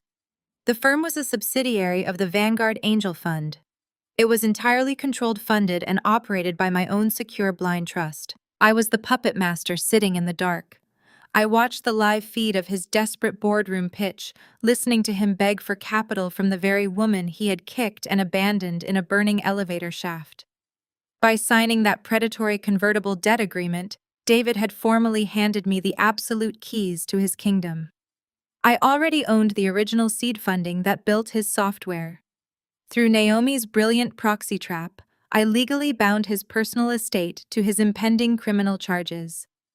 And now, through this emergency bridge loan, I owned his massive debt and his foundational equity. I held his entire financial existence in the palm of my hand. David walked out of his boardroom, wiping the sweat from his brow, exhaling a massive breath of relief. He genuinely believed he had just saved his empire. He believed he had outsmarted the market and secured his path to becoming a billionaire. He was completely oblivious to the reality that he had just constructed his own inescapable prison. He had traded his soul for a lifeline that was tightly wrapped around his throat. The initial public offering would proceed exactly as he planned, but it would no longer be a celebration of his tech genius. It was going to be the grand, very public stage for his spectacular execution, and I was going to be the one holding the axe. The morning of the initial public offering dawned crisp and clear over the Seattle skyline. David had rented out a massive, opulent grand hall in the heart of the financial district to host a remote NASDAQ bell-ringing ceremony.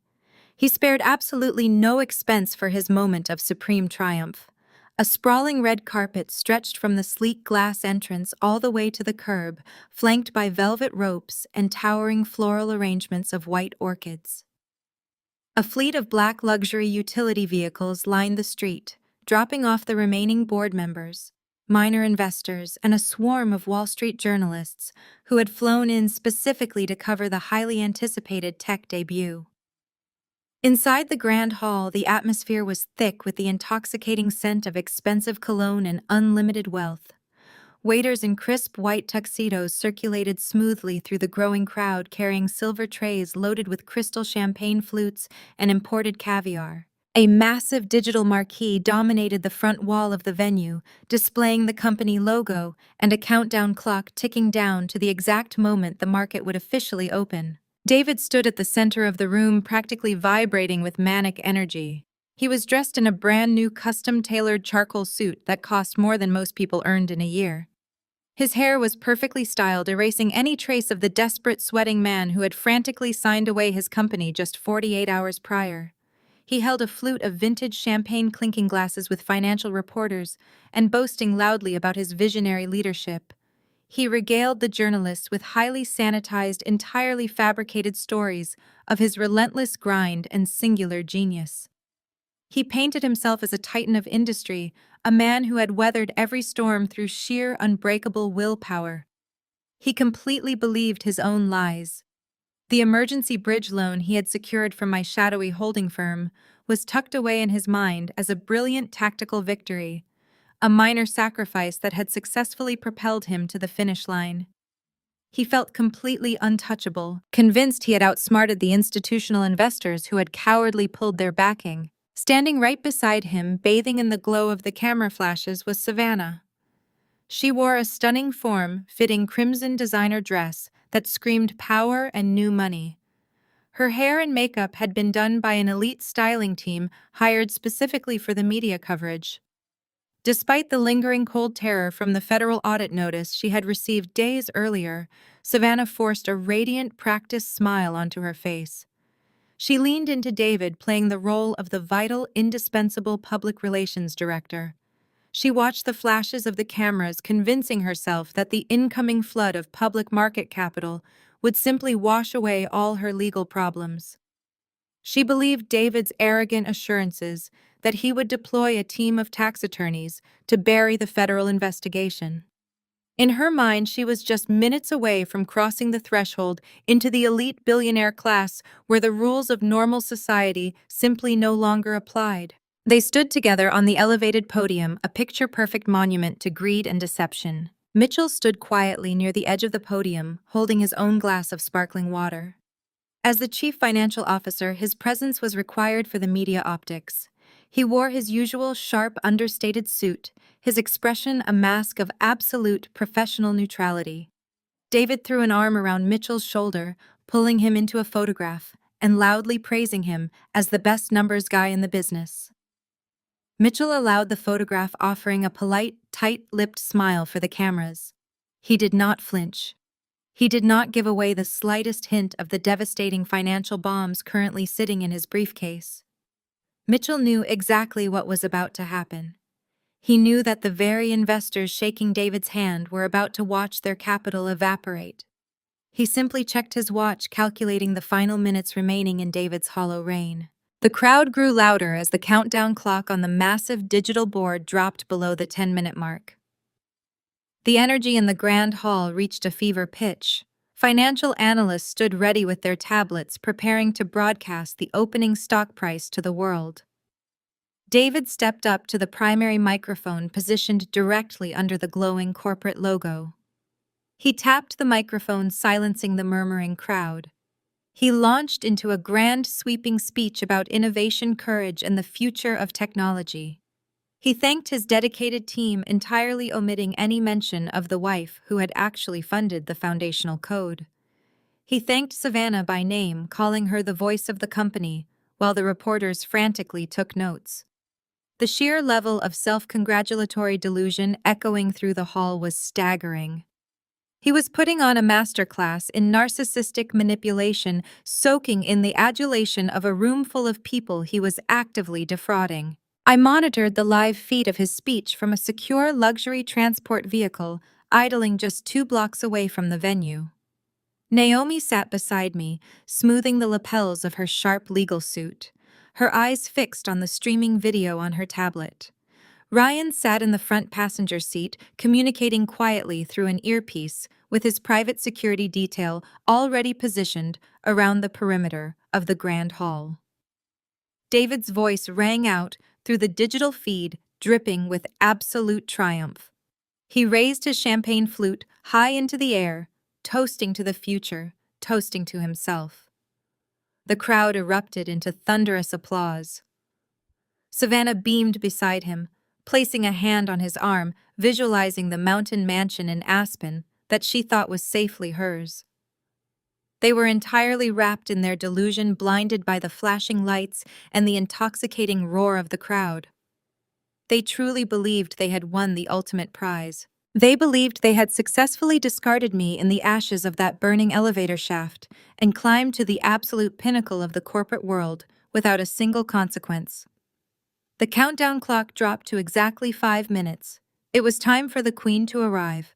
The heavy oak doors at the back of the Grand Hall burst apart with a resounding crash that echoed over the murmuring crowd. Every head in the cavernous room snapped toward the entrance. The blinding flashbulbs of the financial press halted, capturing the silhouette of a woman framed in the sudden flood of daylight from the lobby. I stepped over the threshold, bringing the bitter wind of the Seattle morning into the stifling heat of David's manufactured celebration. I was no longer the broken, weeping woman he had kicked to the floor of a burning elevator shaft. I was a senior forensic auditor, and I had come to collect my debts. I wore a sharply tailored midnight blue power suit that commanded absolute respect. The fabric perfectly accommodated my 7-month baby bump, transforming my pregnancy from a point of vulnerability into a display of undeniable strength.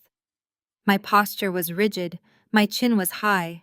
I stared straight down the center aisle, locking my eyes onto the man standing paralyzed on the podium. Behind me walked Naomi and Ryan. They flanked my sides like a lethal royal guard. Naomi clutched a thick black leather briefcase against her emerald suit, her face an unreadable mask of corporate execution. Ryan moved with predatory military grace, his eyes scanning the crowd and neutralizing any potential physical threats. The grand hall descended into absolute, suffocating silence. The ambient chatter died instantly. The soft jazz music playing over the sound system seemed to fade away. The only sound left in the room was the rhythmic, deliberate click of my heels striking the polished marble floor as I marched down the length of the red carpet. The sea of wealthy investors, venture capitalists, and Wall Street journalists parted instinctively, creating a wide path for my approach. They did not know who I was, but the sheer radiating authority of my entrance communicated that I owned the room. Up on the elevated podium, David froze completely. The triumphant smile literally melted off his face, replaced by a pale mask of sheer terror. The microphone slipped slightly in his sweating grip. He stared at me as if he were looking at a ghost crawling out of a grave. In his mind, I was supposed to be hiding away in some hospital bed, quietly crying over our broken marriage. I was supposed to be terrified of his threats. The sight of me marching toward his stage, flanked by a high-powered attorney and a private security expert, completely shattered his reality. Savannah shrank back against the digital marquee. Her crimson designer dress suddenly looked cheap under the harsh glare of the camera lights. The terror from the anonymous federal audit notice she had received days earlier flared up in her eyes. She recognized Naomi's expensive legal attire and immediately understood that this was not a desperate wife crashing a party to make a scene. This was a highly calculated legal siege. Savannah took a step away from David, her survival instinct kicking in as she desperately tried to distance herself. The journalists smelled blood in the water. The financial press corps, sensing a catastrophic corporate scandal unfolding live, pivoted their heavy broadcast cameras away from the podium and pointed them directly at me. Flashbulbs erupted like rapid-fire explosions, capturing every step of my relentless march down the aisle. The countdown clock on the massive screen behind David ticked down to 4 minutes. The timing was absolutely flawless. I was going to ruin his legacy mere seconds before he could secure his billionaire status. David began to hyperventilate. The walls of his carefully constructed empire were closing in. He looked frantically at the institutional investors standing in the front row, noticing their expressions shifting from celebratory to highly suspicious. He needed to stop me before I reached the stage. Driven by desperate self-preservation, David gripped the podium with white knuckles and leaned into the microphone. He forced a calm, sympathetic smile onto his sweating face, playing the role of the tragic husband. He cleared his throat, but the sound echoed with a pathetic tremor. He covered the microphone with his hand, leaning his head to the side to speak directly to the venue security team stationed near the front of the stage. He hissed into the microphone, projecting a frantic whisper that was still entirely audible to the reporters standing directly below the podium. "Security, remove this woman from the premises immediately!" David ordered, his voice cracking with panic. "Do not let her get anywhere near this stage. She is my estranged wife, and she is currently experiencing a severe mental health crisis. She is completely delusional and needs medical attention. Escort her out before she hurts herself." It was his classic, predictable maneuver. When faced with a threat, David immediately resorted to gaslighting. He tried to weaponize my pregnancy and my trauma, attempting to paint me as a hysterical, unstable woman to discredit whatever I was about to say. He expected the burly security guards to rush forward, grab my arms, and drag me out of the building while he sighed apologetically to the press. He fully expected his authority as the chief executive officer to grant him absolute control over the venue. 4 massive corporate security guards immediately stepped onto the bright red carpet, moving to block my path. David let out a heavy sigh of relief, believing he had successfully neutralized the threat. He was absolutely certain he had won the standoff. But I did not stop walking forward.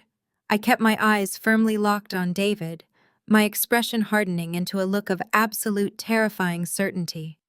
I continued my slow march straight toward the wall of security guards, knowing with absolute conviction that they would never lay a single finger on me. David had no idea that his absolute authority in this spectacular building was already totally dead, and the dramatic standoff was about to end in his complete publicly televised humiliation today. The 4 massive corporate security guards closed in their broad shoulders, forming a solid human barricade across the red carpet. They moved with military precision, hands reaching out to grab my arms and forcefully escort me out of the grand hall. Up on the podium, David let out a ragged breath of relief. His chest visibly deflated as he watched his hired muscle move in to eliminate the problem. He actually adjusted his tie, ready to resume his charming public relations smile for the flashing cameras. He thought the crisis was averted. He thought he was still the king of the castle. He was wrong. From the edge of the elevated stage, Mitchell stepped out of the shadows. The chief financial officer moved with a calm, calculated authority that instantly demanded attention. He did not yell. He did not panic. Mitchell simply raised one hand, his palm facing outward toward the advancing security team. A single silent gesture. The effect was immediate and absolute. The 4 guards stopped dead in their tracks. They lowered their hands and stepped back seamlessly, parting down the middle to clear the path. In the corporate world, loyalty belongs to the person who signs the paychecks. Mitchell controlled the payroll, and Mitchell knew exactly who actually funded the company. David gripped the edges of the wooden podium, his knuckles turning stark white. His eyes darted wildly between the security team and his chief financial officer.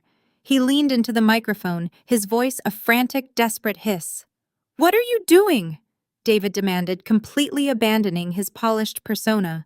"I gave you a direct order. Remove that woman from the building right now. She is trespassing. Get her out of here." Mitchell did not even look at David. He kept his eyes locked respectfully on me, lowering his head in a slight acknowledging nod. The security guards crossed their arms and stood down, entirely transforming from David's personal enforcers into a ceremonial guard for my arrival. I resumed my march. The sound of my heels striking the marble floor echoed through the cavernous hall like the ticking of an execution timer. I reached the base of the podium steps. Ryan moved to the bottom of the staircase, folding his arms across his chest and planting his feet firmly to secure the perimeter. Naomi walked right up the steps beside me, her emerald green suit flashing under the relentless glare of the television lights. I ascended the stairs slowly, deliberately. I felt the weight of the past 3 years lifting off my shoulders with every upward step. The late nights poring over forensic spreadsheets to keep his company afloat, the agonizing fertility treatments, the suffocating terror of waking up in a burning, crashing elevator shaft alone. All of it fueled my ascent. I was not walking up to a stage. I was walking up to an altar of reckoning. I reached the top of the platform and stepped directly into David's personal space. The height difference between us suddenly felt entirely irrelevant. He tried to stand his ground, trying to puff out his chest and project dominance, but his body betrayed him. He was trembling. I could see the rapid, terrified pulse beating frantically in his neck. He smelled like fear masked by expensive cologne. Savannah pressed her back flat against the massive digital marquee, trying to make herself invisible.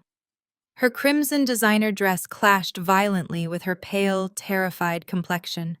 She recognized Naomi's expensive legal attire and immediately understood that this was not a desperate wife crashing a party. Her eyes darted toward the exit, calculating her chances of slipping out of the grand hall unnoticed. Naomi tracked Savannah's movement with a predatory glare, silently communicating that there was absolutely no escape for the public relations manager today. I stepped right in front of the microphone stand. David gripped the metal stem with both hands, trying to physically bar me from addressing the room.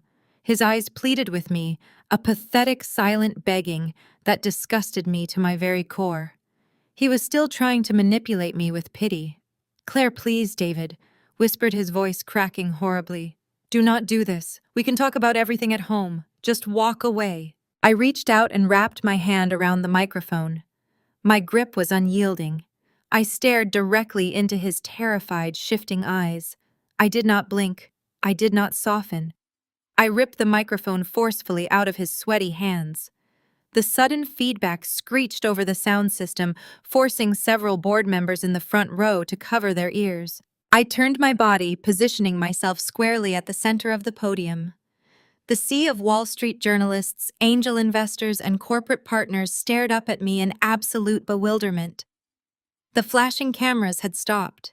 The entire room held its collective breath, waiting for the bomb to drop.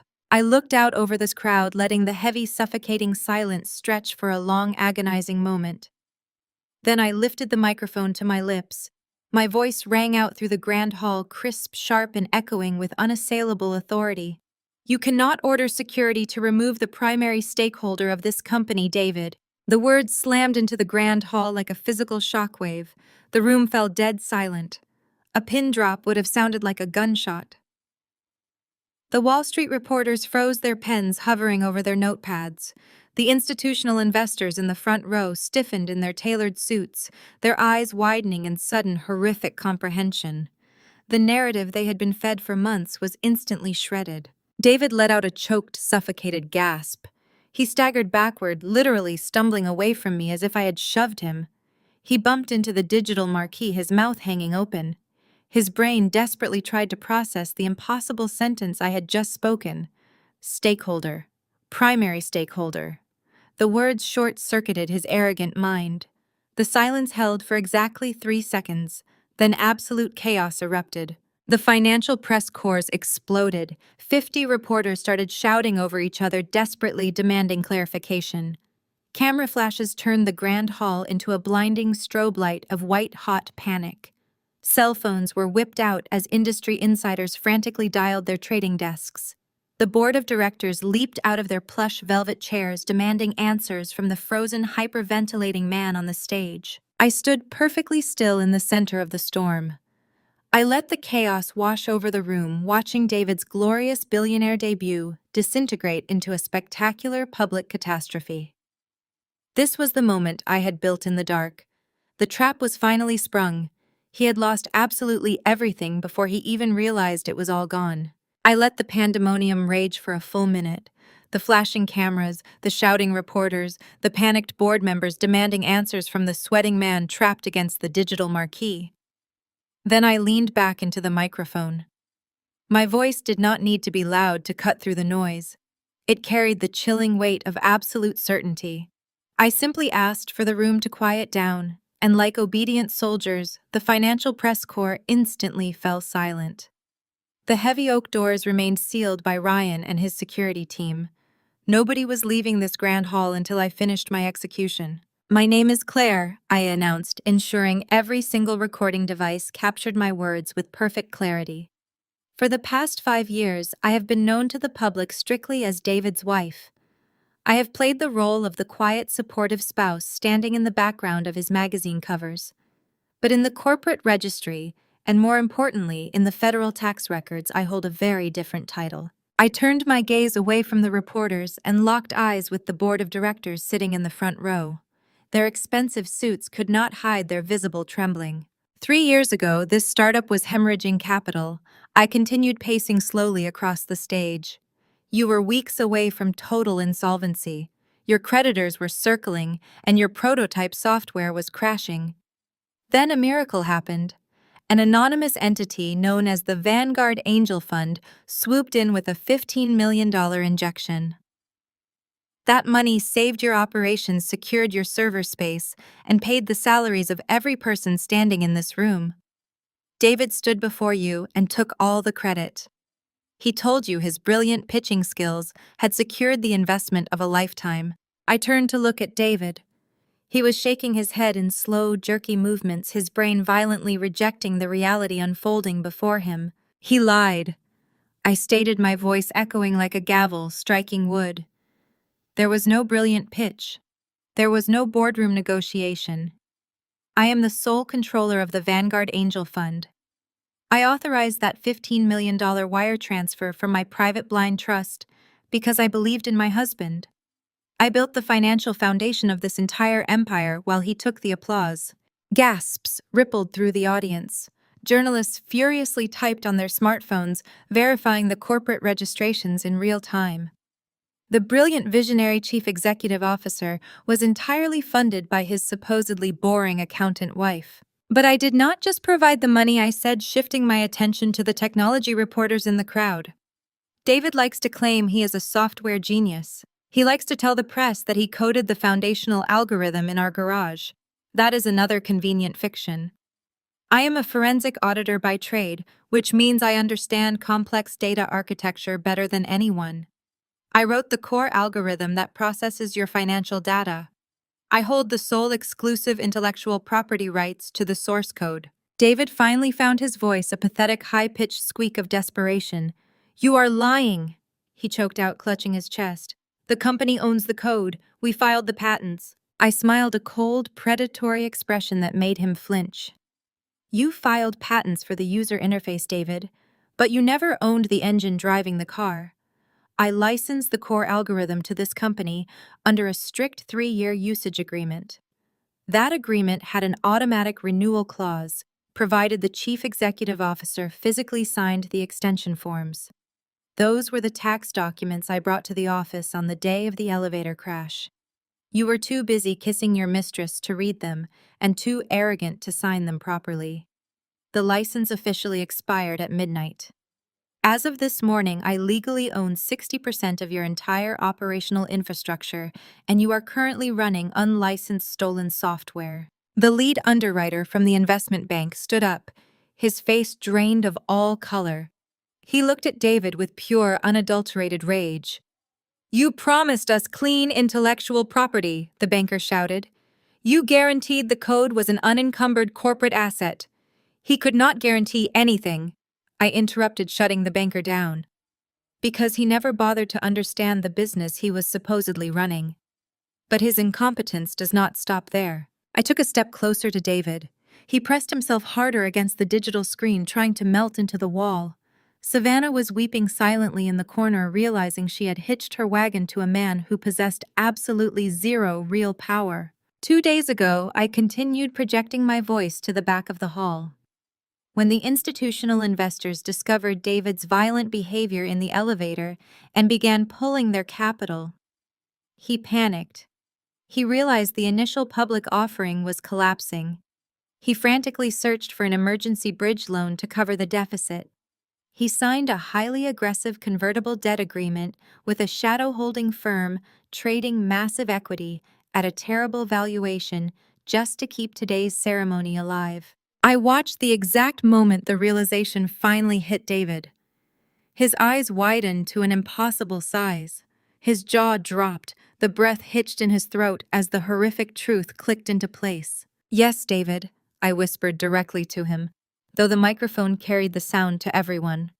"The shadow firm that purchased your toxic debt is a subsidiary of my trust. You signed over the remaining 40% of your personal equity directly to me. I own your debt. I own your algorithm. I own your entire future." The humiliation was absolute and complete.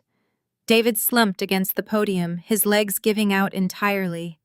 He slid down the polished wood, collapsing onto his knees on the stage in front of the entire financial press corps. The arrogant tech titan, the man who had marched into my hospital room and threatened to cancel my health insurance, was completely obliterated. He stared up at me from the floor, his eyes completely hollow. He finally realized that the woman he had dismissed as a boring, dependable bean counter was actually a ruthless billionaire who had orchestrated his rise to power and had just effortlessly engineered his complete financial annihilation. He had built his entire identity on my silent labor, and I had just ripped the ground right out from under him on national television. David remained collapsed on the polished wood of the stage, his chest heaving with erratic, shallow gasps. The man who had spent the last 48 hours parading around Seattle as a tech visionary was now reduced to a trembling shell. He stared blankly at the floorboards, his mind completely incapable of processing the magnitude of his ruin. The financial press corps, smelling the ultimate corporate scandal, kept their cameras aimed squarely at his broken figure. But the execution was not over. I took a deliberate step back from the microphone, making room for the next phase of our highly coordinated siege. Naomi stepped forward to fill the space I had vacated. She moved with the predatory, unstoppable grace of a shark navigating bloody waters. Her emerald green suit caught the harsh glare of the television lights as she took her position at the center of the podium. She unclasped her heavy black leather briefcase and withdrew a massive stack of legal files. She lifted the thick bundle of documents high enough for the entire room to see, then slammed them down onto the wooden podium. The booming thud echoed through the grand hall like the dropping of a guillotine blade. The sharp sound made David flinch violently, his head snapping up to look at the towering attorney standing over him. Naomi did not look down at the pathetic man on the floor. She kept her eyes locked on the front row of the audience, specifically targeting the three men wearing conservative Navy suits with federal identification badges clipped to their lapels. These were the senior regulators from the Securities and Exchange Commission, officials required to be on site to monitor the massive public offering. "Gentlemen of the Securities and Exchange Commission," Naomi announced, her voice ringing out with terrifying metallic clarity.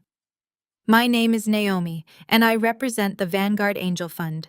As the primary shareholder of this corporation, we are officially halting this initial public offering, effective immediately."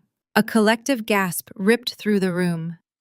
Halting an IPO minutes before the bell rings is an incredibly rare, catastrophic event in the financial world. The lead NASDAQ representative, standing near the digital marquee, instantly grabbed a red radio receiver and barked frantic orders to the trading floor in New York. On the massive screen behind us, the ticking countdown clock abruptly froze. The glowing corporate logo shattered into a static gray error screen. The dream was officially dead. Naomi pressed her hands flat against the podium, leaning into the microphone to deliver the killing blow. The Vanguard Fund is halting this public offering because we are formally triggering the embezzlement and moral turpitude clawback clause embedded in the Chief Executive Officer's proxy agreement. David let out a wounded, guttural noise. He scrambled to his knees, reaching out toward the legal files, but Ryan stepped forward, blocking his path with a solid, unyielding stance. David shrank back, his eyes darting frantically around the room, searching for anyone who might save him. He found only disgusted stares and the relentless glare of camera lenses. Over the past 18 months, Naomi continued, her voice slicing through the heavy silence. David has utilized his executive authority to bypass secondary financial approvals. He systematically siphoned $4 million of investor capital out of the Core Development Fund. He routed this stolen capital through a network of fraudulent shell companies registered to a post office box in the Cayman Islands. The murmurs in the crowd grew into angry shouts. The institutional investors who had remained in the room stood up, their faces flushed with fury. They realized they had almost poured their clients' money into a massive criminal enterprise. The final destination for these stolen funds was not operational development, Naomi stated, gesturing sharply toward the corner of the stage, where Savannah was weeping uncontrollably. The $4 million was laundered back into the United States to purchase a luxury mountain estate in Aspen, Colorado. An estate deeded entirely to his public relations director. We possess the complete digital server logs, the forged wire transfers, and the offshore banking records. Everything has been fully documented and submitted to the federal authorities. David scrambled to his feet, holding his hands up in a desperate gesture of surrender. "That is a lie," he shouted, his voice cracking horribly. "Savannah did that. She set up the accounts. I did not know." Naomi did not even blink. She reached into her pocket and pulled out a small digital audio player. She held it directly against the microphone. She hit a single button. The crystal-clear audio of David's voice flooded the grand hall. The recording Mitchell had captured the previous day echoed off the high ceilings. The entire room heard David boasting about wiping the server logs, framing his mistress, and securing the stolen $4 million. The undeniable confession hung in the air, instantly suffocating any remaining defense David could possibly mount. Therefore, Naomi announced, turning off the recording and staring down at David with absolute contempt. Because the chief executive officer signed a direct proxy agreement 2 days ago, he legally waived his corporate limited liability. The corporate veil has been officially pierced. The Vanguard Fund is executing immediate total asset liquidation. David gripped his chest, stumbling backward. "What does that mean?" He gasped, his eyes wide with sheer panic. "What are you doing to me?" "It means you own absolutely nothing," Naomi answered coldly. "As of this exact second, every single one of your personal bank accounts has been frozen by federal mandate. Your investment portfolios are locked. The deed to your luxury penthouse is seized. Your luxury vehicles are currently being towed from the corporate parking garage. Every dollar you have ever earned is now collateral for the $4 million you stole from your investors. You are entirely destitute." David pulled his expensive smartphone from his pocket with trembling fingers. He frantically opened his mobile banking application. The screen refreshed. Where there once sat millions of dollars in personal wealth, the bold digital numbers now read absolute zero. Several accounts even displayed massive negative balances due to the immediate clawback penalties. His credit cards were canceled.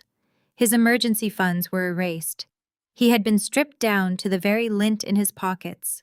The reality of his profound failure crashed down on him with devastating force. He looked at the expensive custom suit he was wearing, suddenly realizing it was the only thing of value he had left in the world. He had traded his loyal wife, his unborn child, and his entire moral compass for the promise of unlimited power. Now he did not even have enough money to buy a cup of coffee. The grand hall, filled with the very people he had wanted to impress, watched his utter degradation with cold, unforgiving eyes. The legal guillotine had dropped perfectly, severing his empire from his grasp and leaving him to bleed out on the marble floor of his own ruined celebration. The heavy silence that followed David's financial execution was suddenly shattered by the wail of sirens outside the venue. Through the massive glass walls of the Grand Hall, the flashing lights of federal vehicles painted the lobby in aggressive strokes of red and blue. The heavy oak doors, currently guarded by Ryan and his private security team, were thrust open one final time. A dozen federal agents wearing dark windbreakers with the bright yellow letters FBI emblazoned across their backs stormed into the room. They moved with absolute terrifying military precision, fanning out across the red carpet to secure every exit. The lead agent, a tall man with a stern face and an uncompromising demeanor, marched directly down the center aisle. He held a thick stack of warrants in his hand, documents secured directly through the encrypted evidence packages Ryan had transmitted to the Department of Justice earlier that morning. The financial press corps scrambled to clear the path, their cameras swiveling frantically to capture the escalating chaos. The spectacle had just shifted from a corporate bloodbath to a major federal criminal raid. David scrambled backward on the stage, his polished leather shoes slipping against the wood. He hit the digital marquee and slid sideways, looking like a trapped animal desperate for an escape route that simply did not exist. The illusion of his power was completely eradicated. He was no longer a visionary chief executive officer. He was a cornered fugitive, facing the full crushing weight of the United States federal government.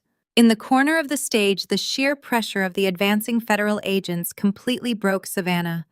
The reality of the high-priority criminal tax audit she received yesterday suddenly merged with the horrifying sight of handcuffs clipping against the agents' belts. Her fragile composure shattered into a million jagged pieces. The delusion of her glamorous billionaire lifestyle instantly evaporated, leaving behind nothing but the terrifying prospect of decades in a federal penitentiary. Savannah let out a raw, hysterical shriek. She lunged across the podium, her crimson designer gown tangling around her legs as she threw herself directly at David. Before he could even raise his hands to defend himself, Savannah swung her arm with ferocious, unhinged momentum. Her open palm connected with David's cheek in a brutal, ringing slap that echoed loudly across the silent hall. David stumbled sideways from the sheer force of the blow, clutching his reddened face in absolute shock. "He forced me to launder the money," Savannah screamed, pointing a trembling manicured finger right at his chest. The microphones captured her frantic confession, broadcasting her panic to every journalist in the room. It was his idea. He bypassed the secondary approvals. He told me to sign the Cayman Island bank documents and promised it was just a legal tax shelter. I did not know he was stealing from the investors. He set me up to take the fall. David lunged forward, grabbing Savannah by the wrists in a desperate attempt to silence her. "Shut your mouth, you stupid girl," he hissed, his face twisted in vicious fury. "You are ruining everything. You spent that money just as happily as I did." They struggled against the backdrop of their own ruined initial public offering, fighting like rats in a sinking cage. The glamorous facade of the ultimate corporate power couple dissolved into a pathetic, vicious brawl. The Wall Street journalists pushed closer, their high-definition camera lenses capturing every second of the spectacular meltdown. Flashbulbs fired in a relentless, blinding storm, permanently immortalizing the brutal implosion of David's carefully crafted lie. The federal agents did not wait for the argument to conclude. They bounded up the podium steps with swift, uncompromising authority. Two agents grabbed David by the shoulders, forcefully tearing him away from Savannah. They slammed him chest first against the wooden podium he had used to boast about his genius just 10 minutes prior. His arms were wrenched forcefully behind his back. The cold, metallic click of steel handcuffs ratcheting tight around his wrists cut through the noise of the shouting crowd. Another pair of agents surrounded Savannah. She collapsed to her knees, weeping hysterically and begging the officers to look at her phone, swearing she had text messages proving David manipulated her. The agents remained entirely stoic, hoisting her to her feet and securing her wrists in heavy iron cuffs. Her expensive designer gown dragged against the floorboards as she sobbed, completely stripped of her arrogant public relations persona. The lead federal agent stepped up to the microphone, his deep voice commanding absolute compliance from the room. "David, you are under arrest for conspiracy to commit wire fraud, massive corporate embezzlement, and severe violations of the Securities Exchange Act. Savannah, you are under arrest for money laundering and accessory to major financial fraud." The agent recited their Miranda rights with a cold, rhythmic cadence. You have the right to remain silent. Anything you say can and will be used against you in a court of law. You have the right to an attorney. If you cannot afford an attorney, one will be provided for you. Do you understand the rights I have just read to you? David could not speak. The man who loved the sound of his own voice more than anything in the world was rendered entirely mute. The cameras flashed endlessly, burning the image of his humiliation into the permanent public record. He was sweating profusely. His custom suit wrinkled and ruined his dignity, completely stripped away. The brilliant founder was leaving his own celebration in chains. As the agents began to march them down the steps of the podium, the sea of reporters aggressively closed in around them. Journalists shoved microphones into their faces, shouting aggressive questions about the stolen $4 million, the Aspen mansion, and the violent elevator security footage that was currently trending across global financial news networks. The public relations nightmare David had feared was unfolding 1,000 times worse than he ever imagined. I stood my ground at the edge of the stage, flanked by Naomi and Ryan. I watched the federal agents parade the traitors down the long red carpet.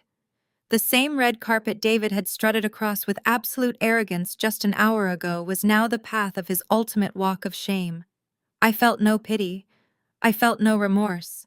I felt only the profound cleansing satisfaction of absolute justice. I had taken the horrific trauma they inflicted upon me in that pitch-black elevator shaft and forged it into an inescapable steel trap. The execution was flawless. The timing was perfect, and the absolute destruction of their lives was entirely self-inflicted. The federal agents tightened their grip on David, forcing him to walk forward. The heavy, polished leather shoes that had confidently strutted across the stage mere minutes ago now dragged against the red carpet. The procession moved slowly through the center of the grand hall. The sea of reporters pressed inward, creating a claustrophobic tunnel of flashing cameras and shouting voices. Microphones were shoved toward David's face, demanding statements about the stolen $4 million and the offshore accounts.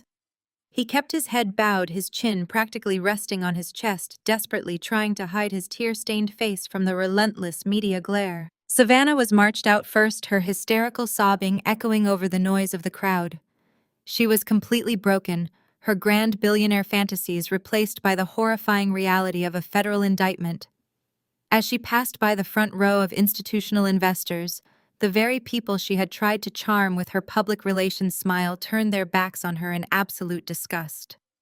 She was quickly escorted through the heavy oak doors and out into the freezing rain, disappearing into the back of a waiting federal transport vehicle. David was next. The two agents flanking him marched him directly down the center aisle, leading him straight toward the exit where I stood waiting. I did not move an inch. I remained perfectly still, my hands resting lightly over my pregnant stomach, projecting an aura of untouchable authority. Naomi stood to my right, her arms crossed, watching the ruined chief executive officer approach with a look of supreme calculating satisfaction. Ryan stood to my left, his posture rigid and commanding, silently challenging anyone who dared to step too close to me. As David approached the perimeter of our stance, a bottleneck of aggressive journalists surged forward, temporarily blocking the main exit doors. The federal agents were forced to halt their march for a brief moment to clear a secure path through the aggressive media swarm. This temporary delay forced David to stop directly in front of me. The physical distance between us was less than 3 feet. He slowly raised his head. The man looking back at me was completely unrecognizable from the arrogant tech titan I had married. His custom suit was torn at the shoulder, stained with sweat, and the artificial soot he had smeared on himself for sympathy. His perfect hair was matted to his forehead, but it was his eyes that revealed the true extent of his devastation. They were wide, frantic, and completely hollowed out by fear. The towering ego that had fueled his entire existence had been entirely eradicated, leaving behind nothing but a terrified, pathetic shell of a man. He looked at my face, searching desperately for any lingering trace of the compliant, forgiving wife he had manipulated for years. He found absolutely nothing but cold, hardened steel. His gaze dropped slowly to my pregnant stomach. A violent shudder ripped through his body. he realized with absolute crushing clarity that he had traded his family, his freedom, and his future for a fleeting illusion of power that I had controlled the entire time. The sheer gravity of his absolute failure finally shattered his legs. David broke formation violently, twisting against the grip of the federal agents. Before they could stop him, his knees buckled entirely. He collapsed onto the red carpet, falling heavily right at my feet. The agents immediately grabbed his shoulders to haul him back up, but he resisted with surprising frantic strength, letting his body go entirely limp, so he remained on the floor. The reporters surrounding us gasped their camera shutters, firing in a frenzied, blinding symphony of light. They were capturing the ultimate corporate surrender live on national television. David looked up at me from his knees. Tears streamed freely down his face, cutting clean tracks through the dark soot on his cheeks. He was completely stripped of his pride, reduced to begging in front of the very people he had tried to impress. He leaned forward, straining against the heavy steel handcuffs biting into his wrists. "Claire, please." David begged, his voice a ragged, desperate wheeze. He choked on his own tears, gasping for air. "I made a mistake. I am so sorry. Please, you have to stop this. You control the funds. You can tell the federal agents this is a misunderstanding. I will give you everything. I will sign whatever you want. Just do not let them put me in a cage." I stared down at him in absolute silence. His manipulation tactics were so ingrained that even at the absolute bottom of his ruin, he was still trying to negotiate a deal. When I did not respond, David grew even more frantic. He played his final, most despicable card. He nodded toward my stomach, using the very child he had abandoned as a desperate bargaining chip. "For the sake of our unborn child, Claire." David pleaded, his voice breaking into a pathetic whine. "Please do not do this. Our baby needs a father. You cannot let our child grow up knowing their father is locked away in a federal prison. Please, I am begging you for the baby." The sheer audacity of his plea did not spark anger. It only solidified the absolute coldness in my veins. He dared to invoke the title of father after what he had done. I looked down at the pathetic, weeping man kneeling on the carpet. The flashing camera lights illuminated his desperate, tear-streaked face, but all I saw was the heavy steel hatch of the elevator slamming shut in the dark. I took one deliberate step closer to him. The federal agents tensed, but Ryan raised a single hand, holding them back for one final moment. I looked directly into David's terrified eyes. My voice was low, but it carried a chilling, lethal resonance that cut perfectly through the noise of the grand hall. "When you stepped on my shoulder in that elevator and left us to die in the dark, you severed your rights as a father," I said, every word dripping with absolute ice. "Enjoy your new life in a much smaller, much colder box." The words struck him with the force of a physical blow. The last tiny flicker of hope in his eyes was instantly extinguished. He let out a loud, agonizing wail, a sound of pure, unadulterated despair. He finally understood that there was no negotiation, no forgiveness, and absolutely no escape. I had handed down the final, irrevocable sentence. I did not wait for his response. I did not waste another second looking at the wreckage of the man I used to love. I turned my back on him, completely facing the heavy oak doors of the grand hall. Behind me, the federal agents forcefully hauled David to his feet. He thrashed weakly against their grip, sobbing hysterically as they dragged him away from the podium. His agonizing cries echoed over the frantic questions of the reporters, fading slowly as the agents hauled him out into the freezing, relentless rain. The heavy doors slammed shut behind him, permanently sealing his fate and officially closing the darkest chapter of my life. As those heavy oak doors of the grand hall slammed shut, sealing away the agonizing cries of the man who had tried to destroy me, the ensuing silence in the room was absolute, broken only by the collective exhales of the stunned financial press corps. I stood at the edge of the stage, flanked by Naomi and Ryan, feeling the last remnants of my old life fall away completely. I did not offer any further statements to the journalists or the shocked institutional investors. I simply turned and walked out through the private executive exit, leaving the chaotic aftermath for the federal authorities to sort out. My calculated war was officially over, and the victory was absolute. The chapter of my life defined by his manipulation was permanently closed. 6 months passed, bringing a swift and unforgiving reckoning. The justice system moves with lethal efficiency when faced with undeniable high-definition evidence of federal crimes. I sat in the polished wooden gallery of the United States District Court, watching the final sentencing play out. David stood before the federal judge entirely stripped of his custom-tailored suits and arrogant smirk.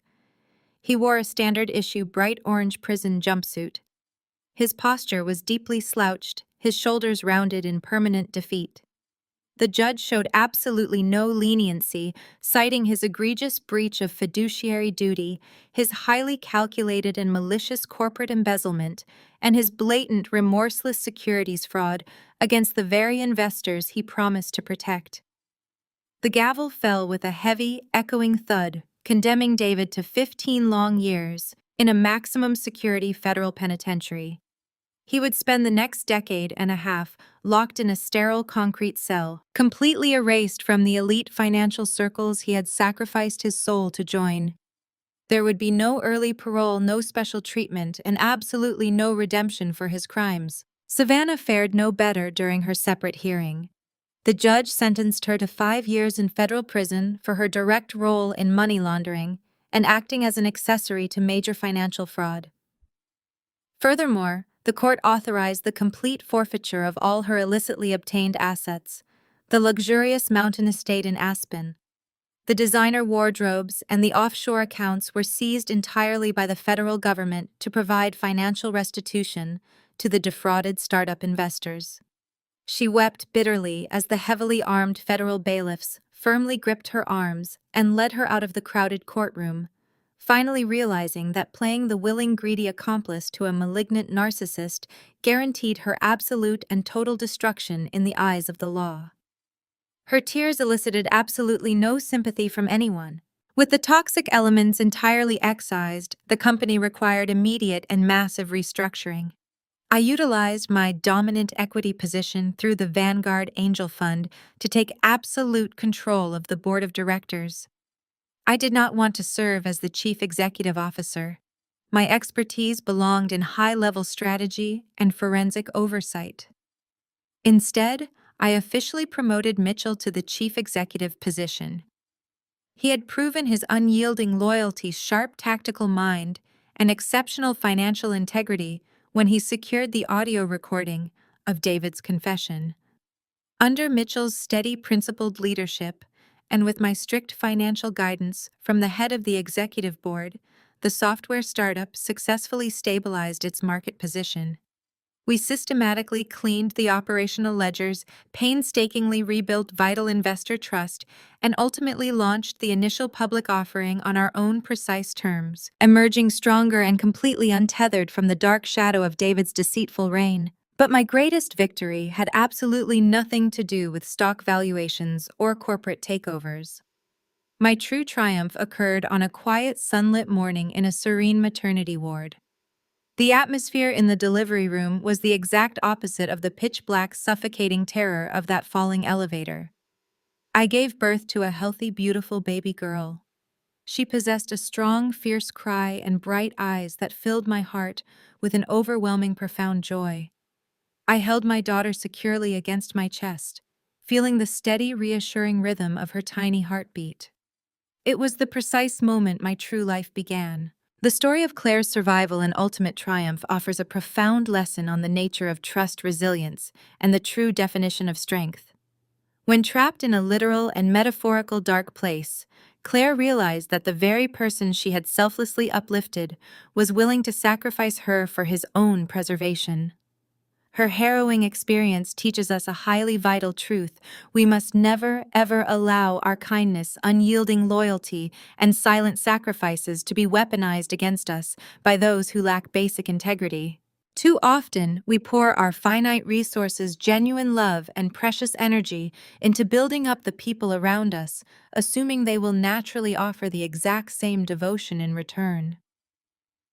Claire operated safely from the shadows, securing her husband's corporate empire. while expecting nothing but mutual respect. Yet a severe crisis instantly strips away the delicate facade of performative affection, revealing the raw, unfiltered reality of a person's true character. When David ruthlessly abandoned her to secure his own lucrative future, he expected her to remain a silent, passive victim. Instead, Claire demonstrated that true lasting empowerment comes directly from aggressively reclaiming your own narrative.